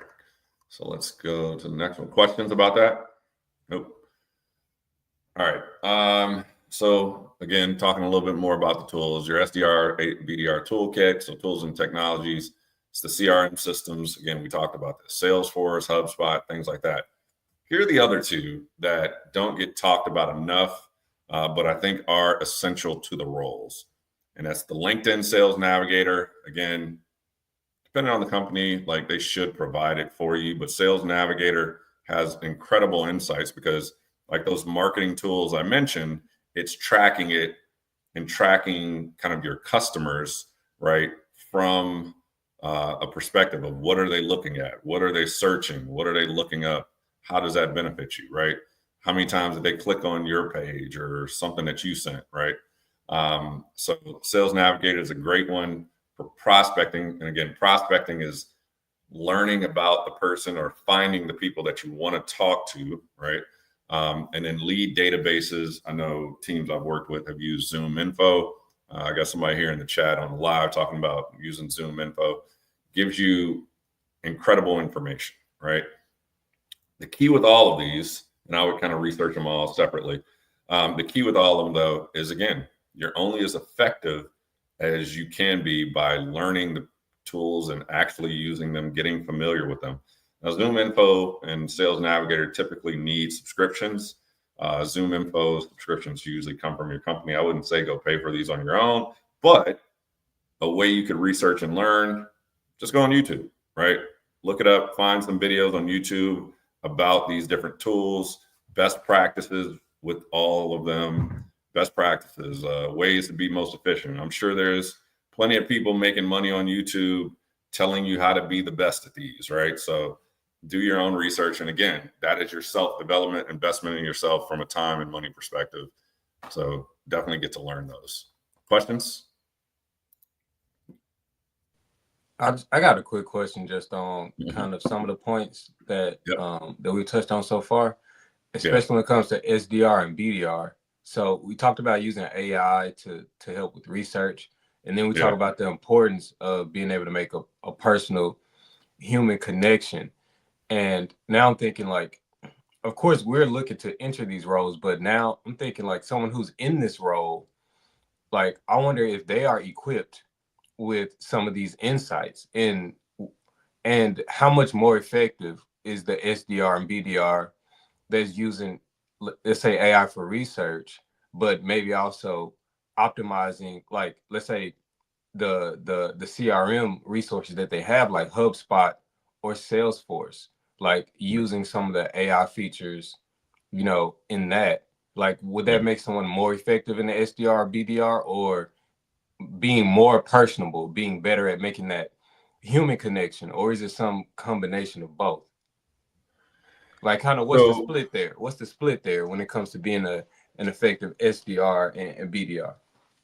So you're asking what's the split of being, like, for being an effective SDR or BDR, what's the split between using kind of some of your external tools versus your internal tools? Yeah, exactly. Like optimizing like AI in your CRM tools, or, you know, having more focus on maybe building those soft skills, you know, like connecting with people and understanding who the person is that you're speaking with, and being able to make that person to person connection, being able to identify like those key stakeholders, or kind of who to speak to, who to avoid, you know, what to say, what not to say. Yeah. So if it's just, you know, like I say, if it's a blend of those internal and external tools, right, of using AI kind of externally, maybe not required from the job, but required using CRM, I think you got to be good at all of them. And I know that's not like the easy answer, right? But, you know, I want you to think about it like this. So, you know, I'm a big proponent, you know, in my kind of leadership style of the work back plan and setting the goal, right? So when you understand what your goal is and how to work back from that.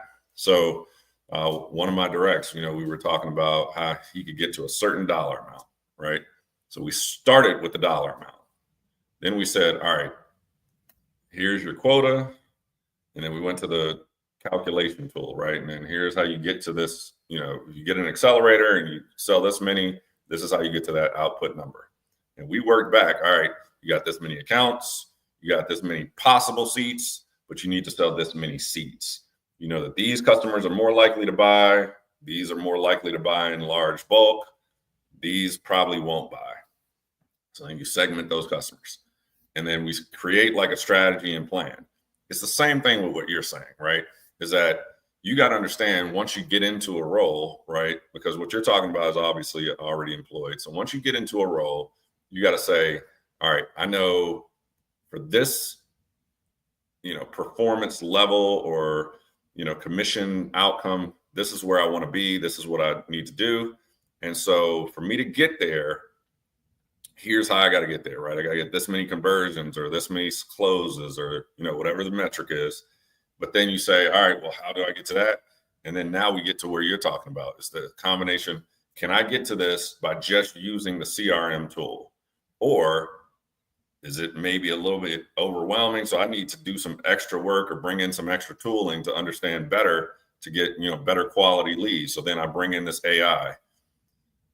I'm only doing it or kind of explaining it to you this way is that you have to work back from the goal that you want to set, right? Like, look, there's sometimes where you just fall into lucky and like, I'm just being real. A lot of people, I remember I sold a deal to a spice company, sold them everything.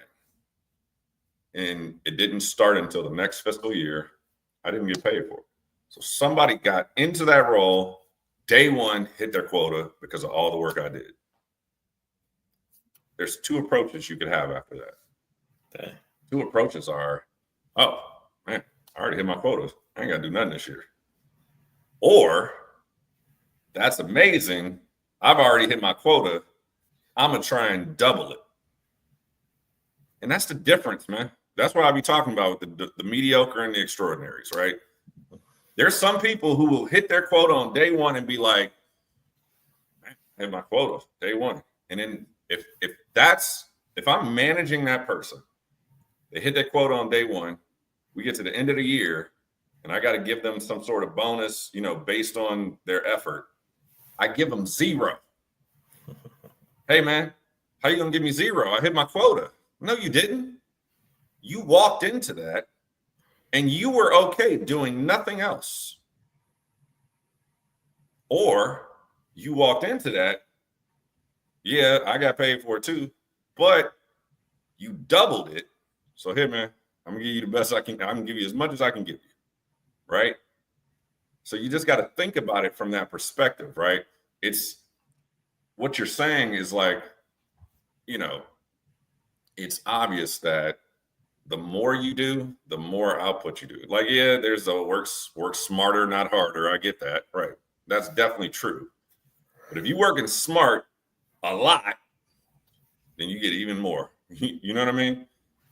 Like there's all these sayings out there, and sometimes people get caught up in it. It's like, oh, work smarter, not harder. That's just for people who don't want to work hard. But what if you work harder and smarter? You see what I'm saying? Like, and that's where people have to like think about things differently. Because I guarantee you there's people who, oh man, I hit my quota on day one from some work I didn't do. And look what, I'm good. I hit my quota. I'm like, dude, you didn't do nothing. You didn't do anything. Right? Because I could have had nobody in that role and still hit the quota.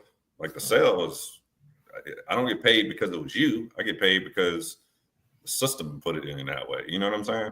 So hopefully I'm answering your question, but the answer for what you're technically asking is, I think it's the combination. I think it's understanding the situation you're in, what that company requires, what best fits the scenario, the sales scenario for that, right? And I just think if you have a great CRM tool that, helps you get to your goal, but then you can add a level of AI, now it's like, well, you're working smarter because the tool's already there, but working harder by adding the AI kind of level on top of that, right? Because you're doing additional research. Now you're multiplying the effectiveness of the tool that's already effective, right? And again, as salespeople, all I care about, and hopefully all salespeople are like this, but just care about more money, dog. Like, that's all I care about. Like, yeah, we want to be happy. I don't need to be friends with people at work. Just pay me. You know what I'm saying? Like, it's same thing with, Michael Jordan didn't have friends on the team. Seems to be working out for him, right? So that's all I'm saying is just, when you have an opportunity to do better with something additional and to be better, that's my other thing that I haven't really even talked about a lot. Dude, I'm always trying to be better than everybody, right? And it's just some people, again, you got it or you don't, right?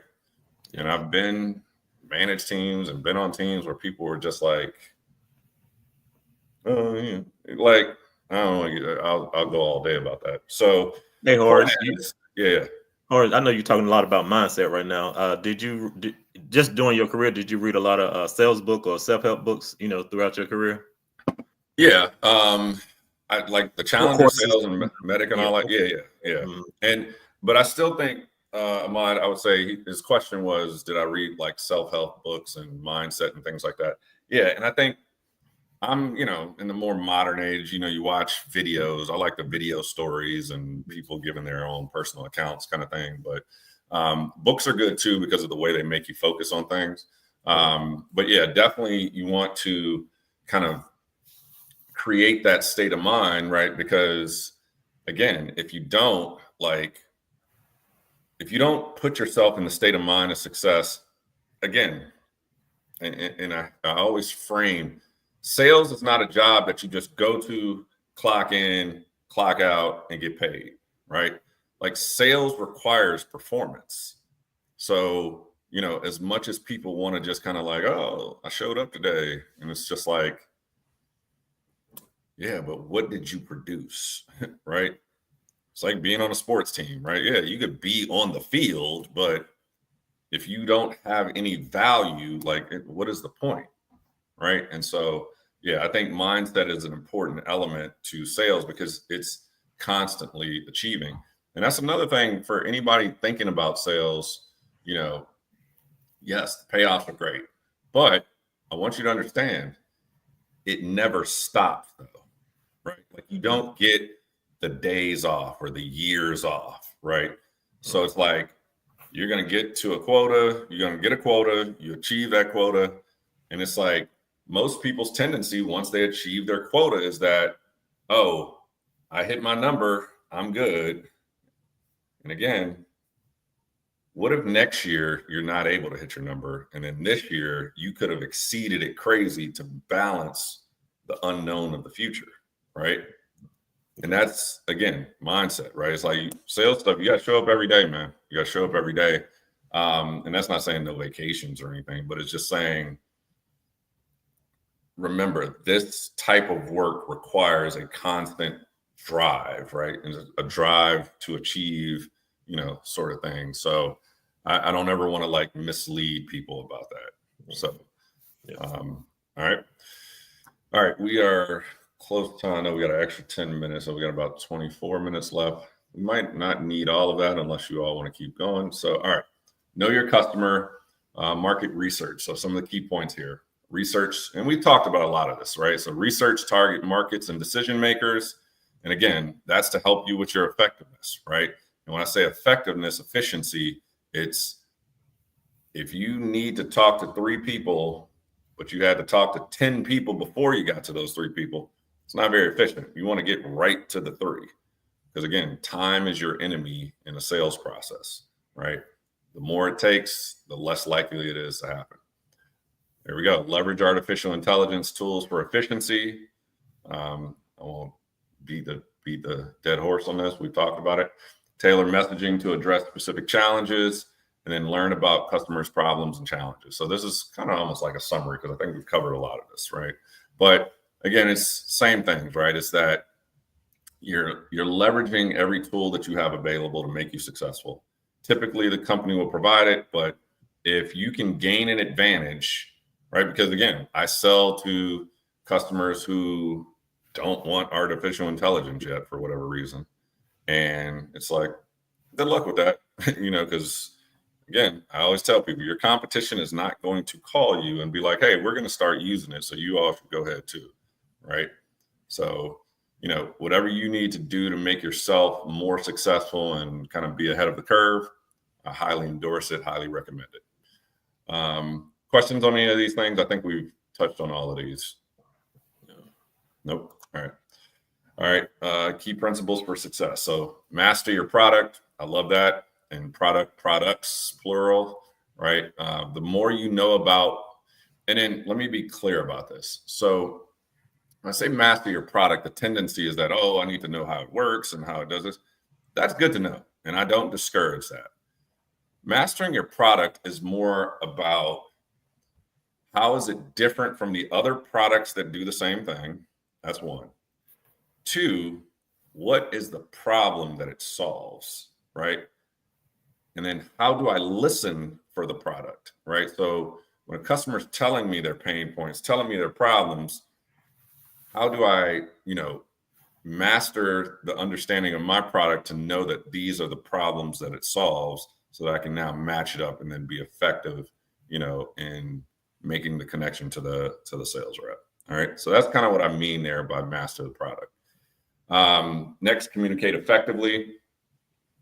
Again, making sure that, you're concise, right? Like that you're making that connection, I think is important in effective communication, because when you break and, make that human connection, I think that's what opens people's ears, right?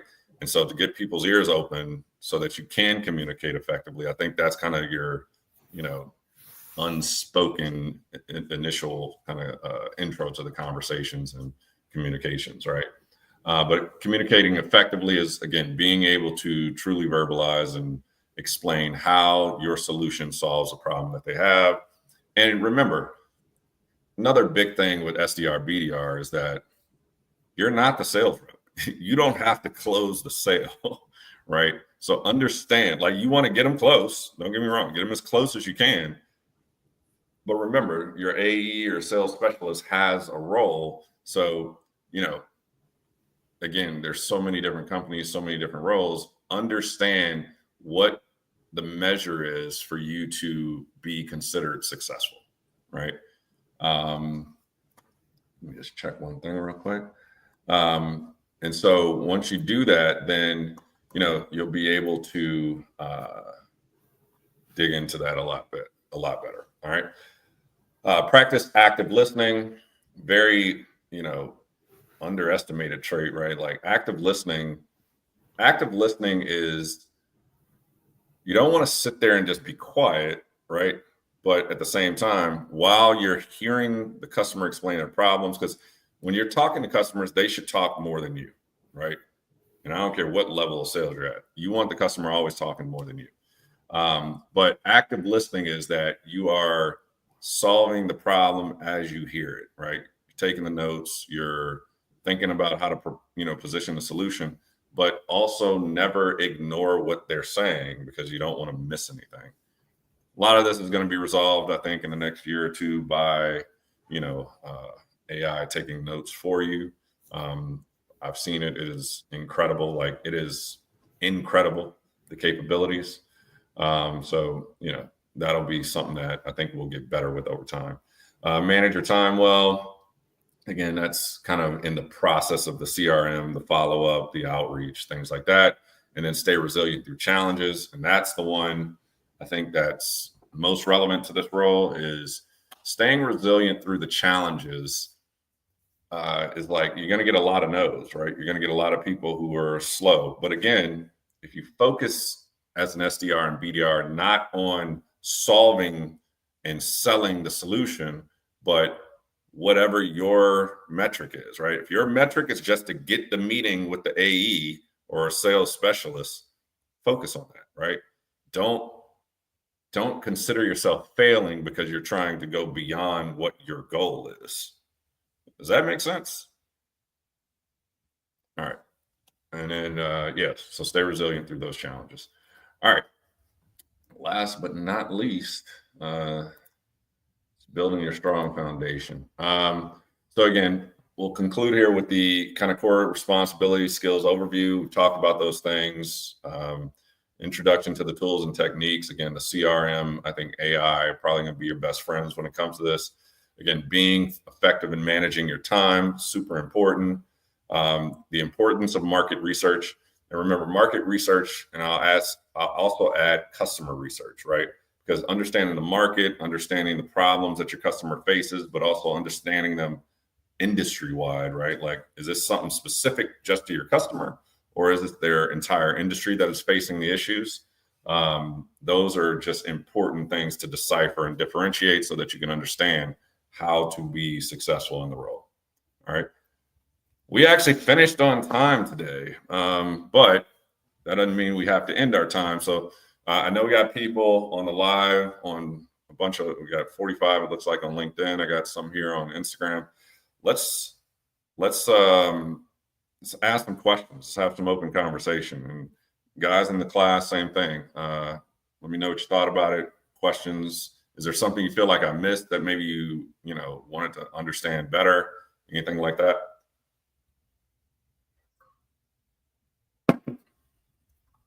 I can't think of anything at the moment. All right. I think you pretty much covered everything. Yeah. It's making me think, do we really need to have a second week of the SDR? I'm kind of feeling like no, so we might pivot. I got some other stuff that I want to talk about, for some of the other topics. So I'll update that in the course. Because I think this is good for SDRBDR. Yeah, I'd like to learn a little bit more about selling AI solutions like today. Let's say it was 2025. We just started 2025. Because Horace, I know you've been in tech for a while, so AI, like machine learning, all these different aspects of AI probably isn't as new to you, but to customers, to many customers, potential customers, prospects, it might be new. And I'm sure they're hearing like all the upside, but I'm sure they're also becoming more aware of the potential challenges or issues or errors, or incoming, legislation, right? Certain risks that might be involved with incorporating AI into their, business models or workflows. Yeah. So let's talk about that. So the question was, Quinn wants to know more about selling AI and, kind of how that applies today. And all right. So just so you know, we have 3 sections on AI, right? And I'll be honest, like maybe next week what I can convert, maybe I can slide AI up 1 week and then just add like, it's so quickly ever changing that I think we could probably even manage another week of it, right? As it stands now, we have an intro to artificial intelligence. We have AI offerings from like the big tech giants, and then we have the future applications of AI.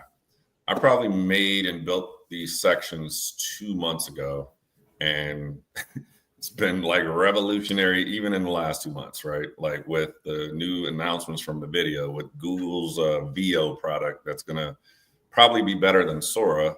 And the reason that they have an unfair advantage, right? Because of the training model of YouTube. And so it's just so much more stuff. So what we might do is just slide up the intro, and then I'll add some more relevant stuff. So let's kind of answer your question, Quentin, while we got a couple minutes here. So you have 2 kinds of AI, right? You got this new, more popular, like generative AI, and then you have like artificial intelligence that's been around for years, right? I'll highly oversimplify this and say like the previous existing AI is things that, it's just, the stuff that, here's a better way to say it. Yeah, the stuff that runs in the background, and then now the stuff that we interact with, right?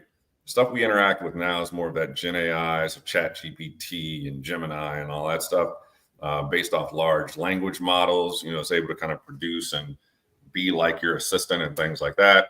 And then you had like AI as it ran before, right? Like just to be able to recognize patterns of data to be smarter.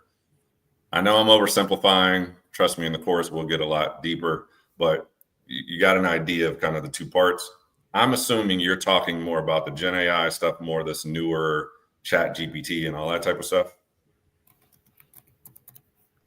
Yeah, not even like these large like platforms that we're being exposed to, but like if I have a software right now, right, I would think I'd be thinking like, okay, my customers might be interested in automation or AI, right? So right, because like you said, your competition is not going to call you up and say, hey, we've got AI implemented into our software now, to our offering now. So thinking right, like, when you're selling something that has features of automation or AI, like what might that look like in today's market? Like making like what might be the right features, what might be risks that you need to identify, potential objections, right? And then potential upside. Yeah, you asking the question is going to take an hour to answer, but I'll make it work in 4 minutes. No, so And the reason it'll take a long time to answer that, and let me just kind of reiterate for the others. So just in the chat, can anybody on like LinkedIn let me know that you can hear the questions, because I know I'm repeating them. I know I have to repeat them for Instagram, but his question was just more about, sales process, like how do you sell all these different elements and iterations of of AI, machine learning, and things like that. And the quickest answer I can give is this, right? You have to customize it to what the customer's needs are, right? Because you have some companies that just run stuff that runs in the background, right? You got some stuff that they have those frontline customers. So it's like you have your customer and then there's their customers. And how do you, bridge the two and benefit the two, right? All right, cool. Thank you all on LinkedIn.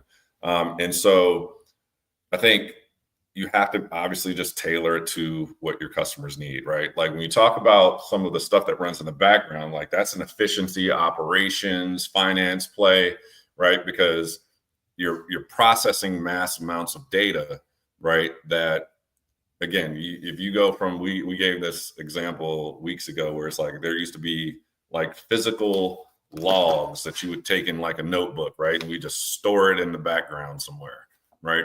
Then we started putting it in Excel sheets, and then we started putting them in databases, right? And now it, gets it's like we got IoT sensors that record the data and store it already, right? So there's been that evolution of that, and then AI can help enhance those things by pattern recognition, because trying to get a human to recognize patterns and data at that mass, level or mass amount level is just not realistic, right? It's possible, not realistic. So selling that, right, is different than selling something that's going to help me, like a Copilot or Chat GPT that's going to help me at my user level be more productive and be a multiplier of my productivity. You see what I mean? These answers take a while. So what I'll say, you'll most likely be in a class next week. So, just think about more specifically, like how you want to get some answers. But to give you that general answer, it's about finding what the customer's needs are for the solutions you have available, right? Customer or companies that sell solutions that are based on like a large language model or more like an assistant or, this agent stuff you see that's coming, right?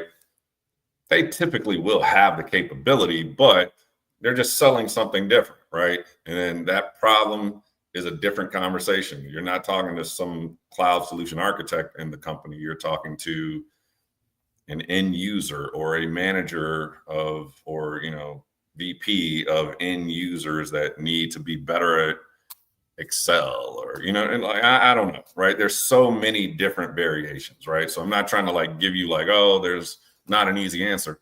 There really isn't an easy answer, right? But once we dig into kind of examples and problems, I can show you kind of across different things, how we can apply the different AI solutions across different applications. Does that make sense? Yeah, that was a perfect answer. Okay, all right. Answer my question. Yeah. Okay. All right, cool. Let me go to the chat here. And we're at time, so anybody who needs to drop, feel free. I'll give it about 8 more minutes here. So Whitney's question, are there certain tech industries that's a harder sale than others? She was recently hired with an ed tech company. Now hearing ed tech is a hard sell. So yeah, yes to your first question.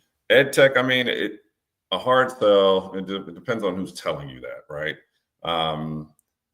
If there's a need, right, it's not hard, right? If you deliver value, it's not hard. If you work for a company that has good products that are going to transform the education space, it's not a hard sell. So just, don't listen to outside noise on stuff like that.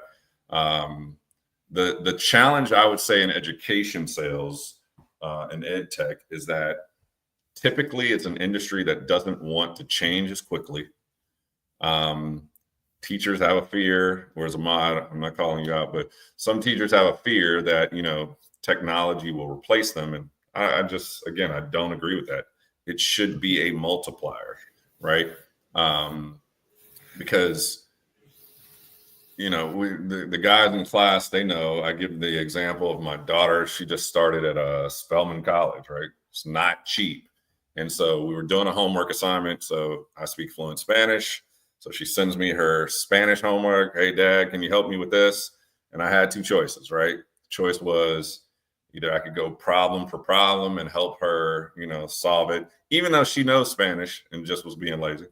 And I hope she can hear me. But she knows how to do it. You know, she just wanted some help, I guess, maybe to make sure it was right. But my other brain told me, all right, show her what can happen with AI. So I literally showed her, take a picture of it with ChatGPT. ChatGPT answered every question, and she was literally done in 14 seconds. And I'm not exaggerating, right? So yeah, there is some fear in the educational space that, oh, everybody's going to be cheating or we're not going to teach. It's just like the calculator. And again, the example I've given. I don't think anybody who can hear my voice right now, when they have a division problem, either they can do it in their head or they're going to use a calculator. They are not about to whip out a piece of paper and do long division, right? It's great to know it, yes.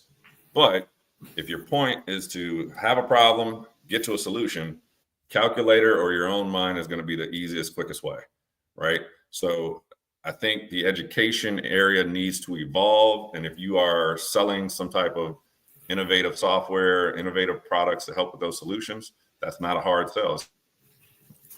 I know education is always, I'm sorry, go ahead. Go ahead. Now, I'll just say, I know education is always the slowest industry to catch up on new technology. So right now, you know, No, it was breaking up. Go ahead.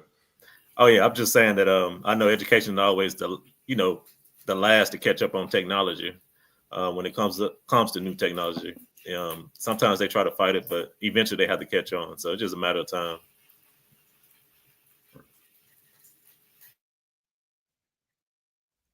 Right.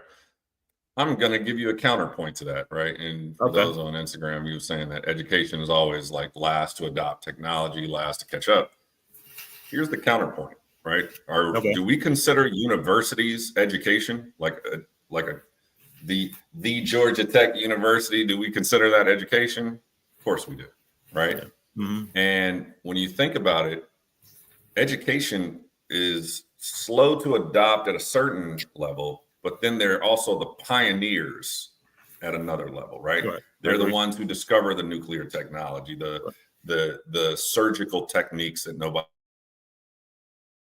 you name it, right? They're the ones who find and discover the breakthroughs. Is that a fair point?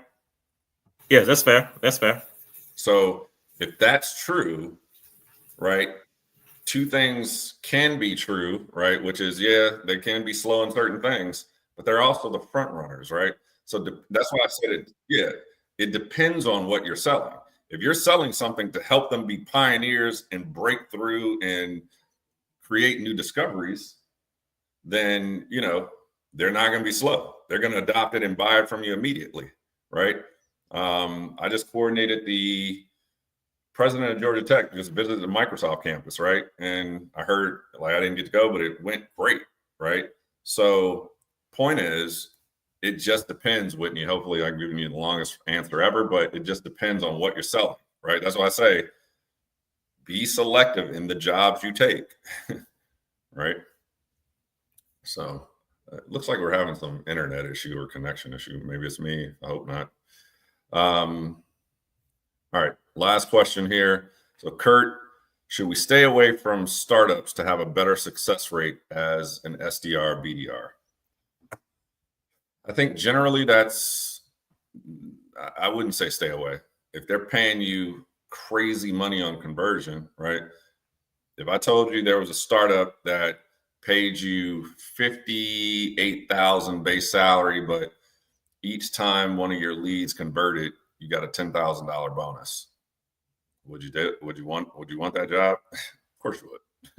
Right. So I don't like to frame just kind of like that general. I think, again, you want to vet every role that you're looking at, understand what their compensation, understand what the product is you're selling, understand how they market and create your, list of leads. You know what I mean? So you want to vet and understand. That's why, employers always say it, and I think is important for you as, future potential candidates, always focus on being able to have your questions in an interview. You don't just take the job just because it's a job. Certain companies, and counter advice to that, certain companies, I say, if it's not the job you want, but it's a chance for you to get into a Microsoft or Google, or you just get in there and then find the job you want later, right? Like there's two different approaches there, right? So, but like I said, I don't like to just kind of generically say, oh, stay away from startups, right? And a better success rate, man, again, that's based on you. That's not based on, just because a bunch of people were bad at it before doesn't mean you're going to be bad at it. So that's something to think about too. All right. Anybody else? I have a quick question. Go for it. So it was related to the current difficulty that you might find, or the thing that you find most common currently with customers that you're selling to. The challenge was, we were saying before that people don't buy what they don't understand. Right. What is the level of understanding that you find people you're selling to at currently of AI? Okay. Where do they lie in their thinking of that? Yeah. So the question's about what is the current level of understanding for people I'm selling AI to, and also he's referencing a point that I make about people don't buy what they don't understand. So it's all over the place, right? Like my customer group was like 268 or something like that. And so obviously there's going to be just drastic differences in levels of understanding. So it's like, to me, because AI is generally new, so typically we're all new to it, right? Like I think ChatGPT has been out around 2 years, right? And they were kind of the first of the Gen AIs. So with that, don't expect any customer to really be like an expert, right? So two ways I look at that is, one, there's a lot of education that does need to take place, but that's also a lot of opportunity, right? Like I gave you all that example about the guy who's like, oh, the chief legal officer, oh, we're not doing AI. And then they saw all the stuff that it could do and how productive people could be. And then I challenged with the question of, all right, so take that, your number one competitor has this. So they're, users with the 1.2 multiple, and then to the exponent of how many users, and think about that quantity of productivity over your people just doing things as they do it. And he's like, oh yeah, we might want to adopt this, right? So I think you look at the lack of understanding in this scenario because it's new to us all. It's new to us as sellers. It's new to customers, right? You look at that as opportunity, because now if you've done the work to educate yourself to then be able to educate the customers, to then give them competitive advantage in their industry against their competition, why wouldn't they buy it, right? You know what I mean? So again, I hate giving situational answers, but when you really think about it that way, that to me just presents itself with huge opportunities, right? I know there's some news about Copilot not being as successful, and I have my own theories, and it's a couple layers. I don't want to get into it, but yeah, it's just, I'll say it. I think the quality of salespeople, some people just kind of think, oh, like, look, I got this new shiny thing. Don't you want to buy it? And no, I don't. I don't know what to do now, right? So that's where the opportunity lies, because if I deliver the value, if I sprinkle some fear because it's necessary, if I do the education, if I show the value, show the benefits, show the outcomes, it's an easy sell at that point, right? So, but yeah. All right. Anything else? Hopefully, Ash, that answered your question. Yeah, it did. I mean, it gave me a realistic insight, because when you're talking about selling AI, you're including any company that has any form of technology within their systems potentially being a buyer. So it really depends on where they are. It's hard to give a general answer, but it's kind of surprising. I didn't know that people thought Copilot was behind. because my thinking of it is, I think you've hinted to how Copilot kind of helps support other Microsoft software. So like using Excel, Word doc, and all those other components. Yeah. So technically, a lot of companies still use all of these pieces, even if we're talking about like education. So in universities and multiple different kind of businesses, they still depend on those softwares. So it means there's like there's a lack of understanding of how you can use AI to multiply your efficiency on using these tools. Think about what you just said, though. You just said it. Yeah. Lack of understanding. Okay. Right. So if the salespeople aren't delivering that, if Microsoft at large isn't delivering that, and you know, whatever, ChatGPT, OpenAI, Gemini, Google, right? If they're not delivering what it can do, and it's just like, oh, AI, everybody knows they need it. Well, why do we need it? Oh, wow, that's really expensive. Why do I need this? Oh, well, we'll try it out with a couple people who have no real intention for execution on it, right? Like, I see the problems. I've seen them every day, right? It's just, that's why it's so important to be good at selling, as opposed, and that's where you make so much more money than everybody else, is because when you're good at it, you can deliver the value, you can educate the customer, you can show them how it works, you can give them insight to the landscape within their industry and competition. You know, it's our whole Netflix blockbuster story, right? When you do those things, you have better result, better outcome. Like it's you know, it's I don't want to, again, I'm not talking more to you all for common sense. I'm talking about within the industry of sellers. Like, it's a common sense thing. Like, you show what the impact of this is, people will buy more of it. You know, so all right. Good stuff, man. That's all I got this week. Like I said, for people in the course, Cyrus, I don't know if you're still here. Let's see. Oh, you are. Let me add you back to the stage. Cyrus, if you're listening, so it seems we're going to most likely stay on the WAP platform, which is good.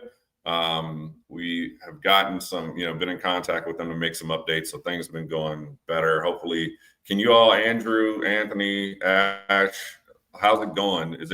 Can you all see everything? Because I did the full rebuild. There's still some sections I need to add, but is everything there? Yeah. Okay. All right, cool. Yeah. All right. Should be getting the videos for the last couple sections. All right, cool. That's good to know. So yeah, I think we'll stay on WAP, so that's good. And like I said, apologies. It's not us, but I'll still apologize on behalf of the platform, for some of those hiccups they had in their upgrade. Trust me, I've been spending days rebuilding it. You know what I mean? But I think, like I said, we'll make some adjustments. I don't think we need another week of SDRBDR, so I'll add and create another section. I think it'll probably be around AI, just because it's just so crazy that in 2 months how much change has happened. So we might as well update to it and talk about it. So we'll most likely, for you all in the course, feel free, excuse me, to review week 8. Just see, there are some things in the part 2 of BDR, SDR. Feel free to review that. Next week, we're going to focus on the intro to AI, though. Okay. So that's what the discussion topic will be for next week. Is that good with everybody? Yep, that's perfect. Yeah. Cool. That's cool. Good. All right. And then a question, is it possible to get an email from today's learning? Help me understand more in the comments what you mean by an email from today's learning, like a summary of it, or just help me understand that. All right, guys. Thank you all so much. I appreciate, good talking to you. It's like we know each other now. Let me know if you have any questions. Feel free to reach out in the Discord. Thank you for everybody that joined on Instagram, on YouTube, on LinkedIn. It's a pretty good section. It was kind of about the basics, but I still think we did a pretty good job covering it. And I think it was good information. What are your thoughts? I just want some true feedback. Don't spare my feelings.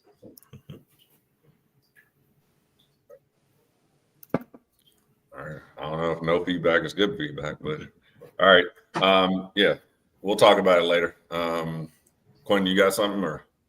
Oh yeah, from my end, this was great. Because like you answered a lot of questions that I had. I think you gave us a clear outline of what what might be expected of an SDR, BDR, like expectations in the role, maybe how to land a role in SDR, BDR, but also how to thrive in the role, right? And then also you gave us like the path and what the framework and the mindset would be for, you know, navigating those other potential career paths, you know, within a similar lane.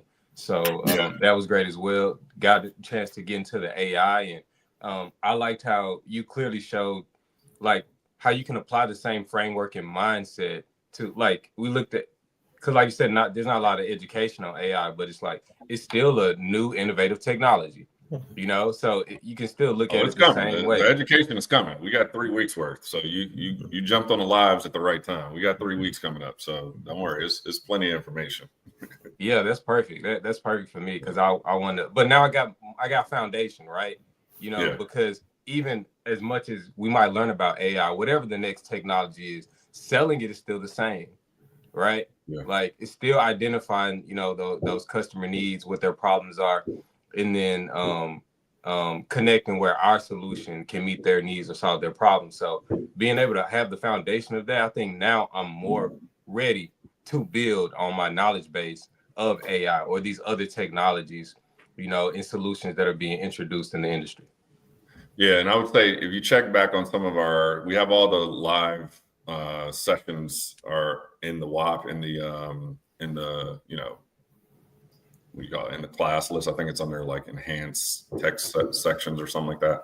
But you'll see there where the big thing for AI, and I think you know, we have this kind of running example. Like you'll hear us talk about the Rolls Royce example a lot, and then you'll hear us talk about the Netflix and Blockbuster example a lot. And essentially Netflix, you know, put Blockbuster out a video with the astounding technology of the mail. And so, you know, I tell customers, like, what do you think AI is going to do? How long is that going to take? Right. And so we'll dig into that some next week. But yeah, man, appreciate your feedback. Thanks for it. And yeah, we got a lot more. Don't worry. All right. Thank you to everyone. Again, feel free to connect with me. Big Tech Money, I'm actually going to start posting some of the SDR roles that I've come across just in my own search. So feel free to follow me for like a couple days on TikTok until apparently that's ending. And then also on Instagram, Big Tech Money, and you know, LinkedIn, Horace, Mackey. So any questions you have, hit me up on any of those platforms. I thank everybody for their time. Good seeing all you guys in the class again. And I'm glad we got to kind of do a live broadcast for people. So hopefully, you know, if you're not in the boot camp, clearly you are missing out. So make sure you sign up.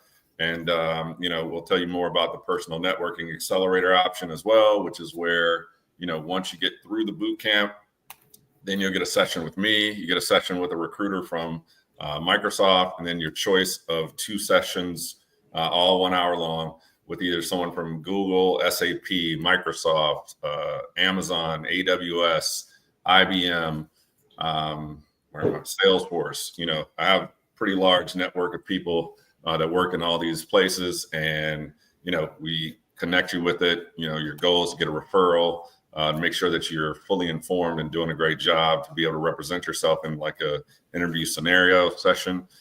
So again, feel free to sign up. Thank you for everybody that attended today, and I'll see you all next week. All right. Awesome. Thanks a lot, Horace. Take care, guys. Thanks, everybody. Thank you very much, man. Take care, everyone. See ya. All right. Take care, everybody.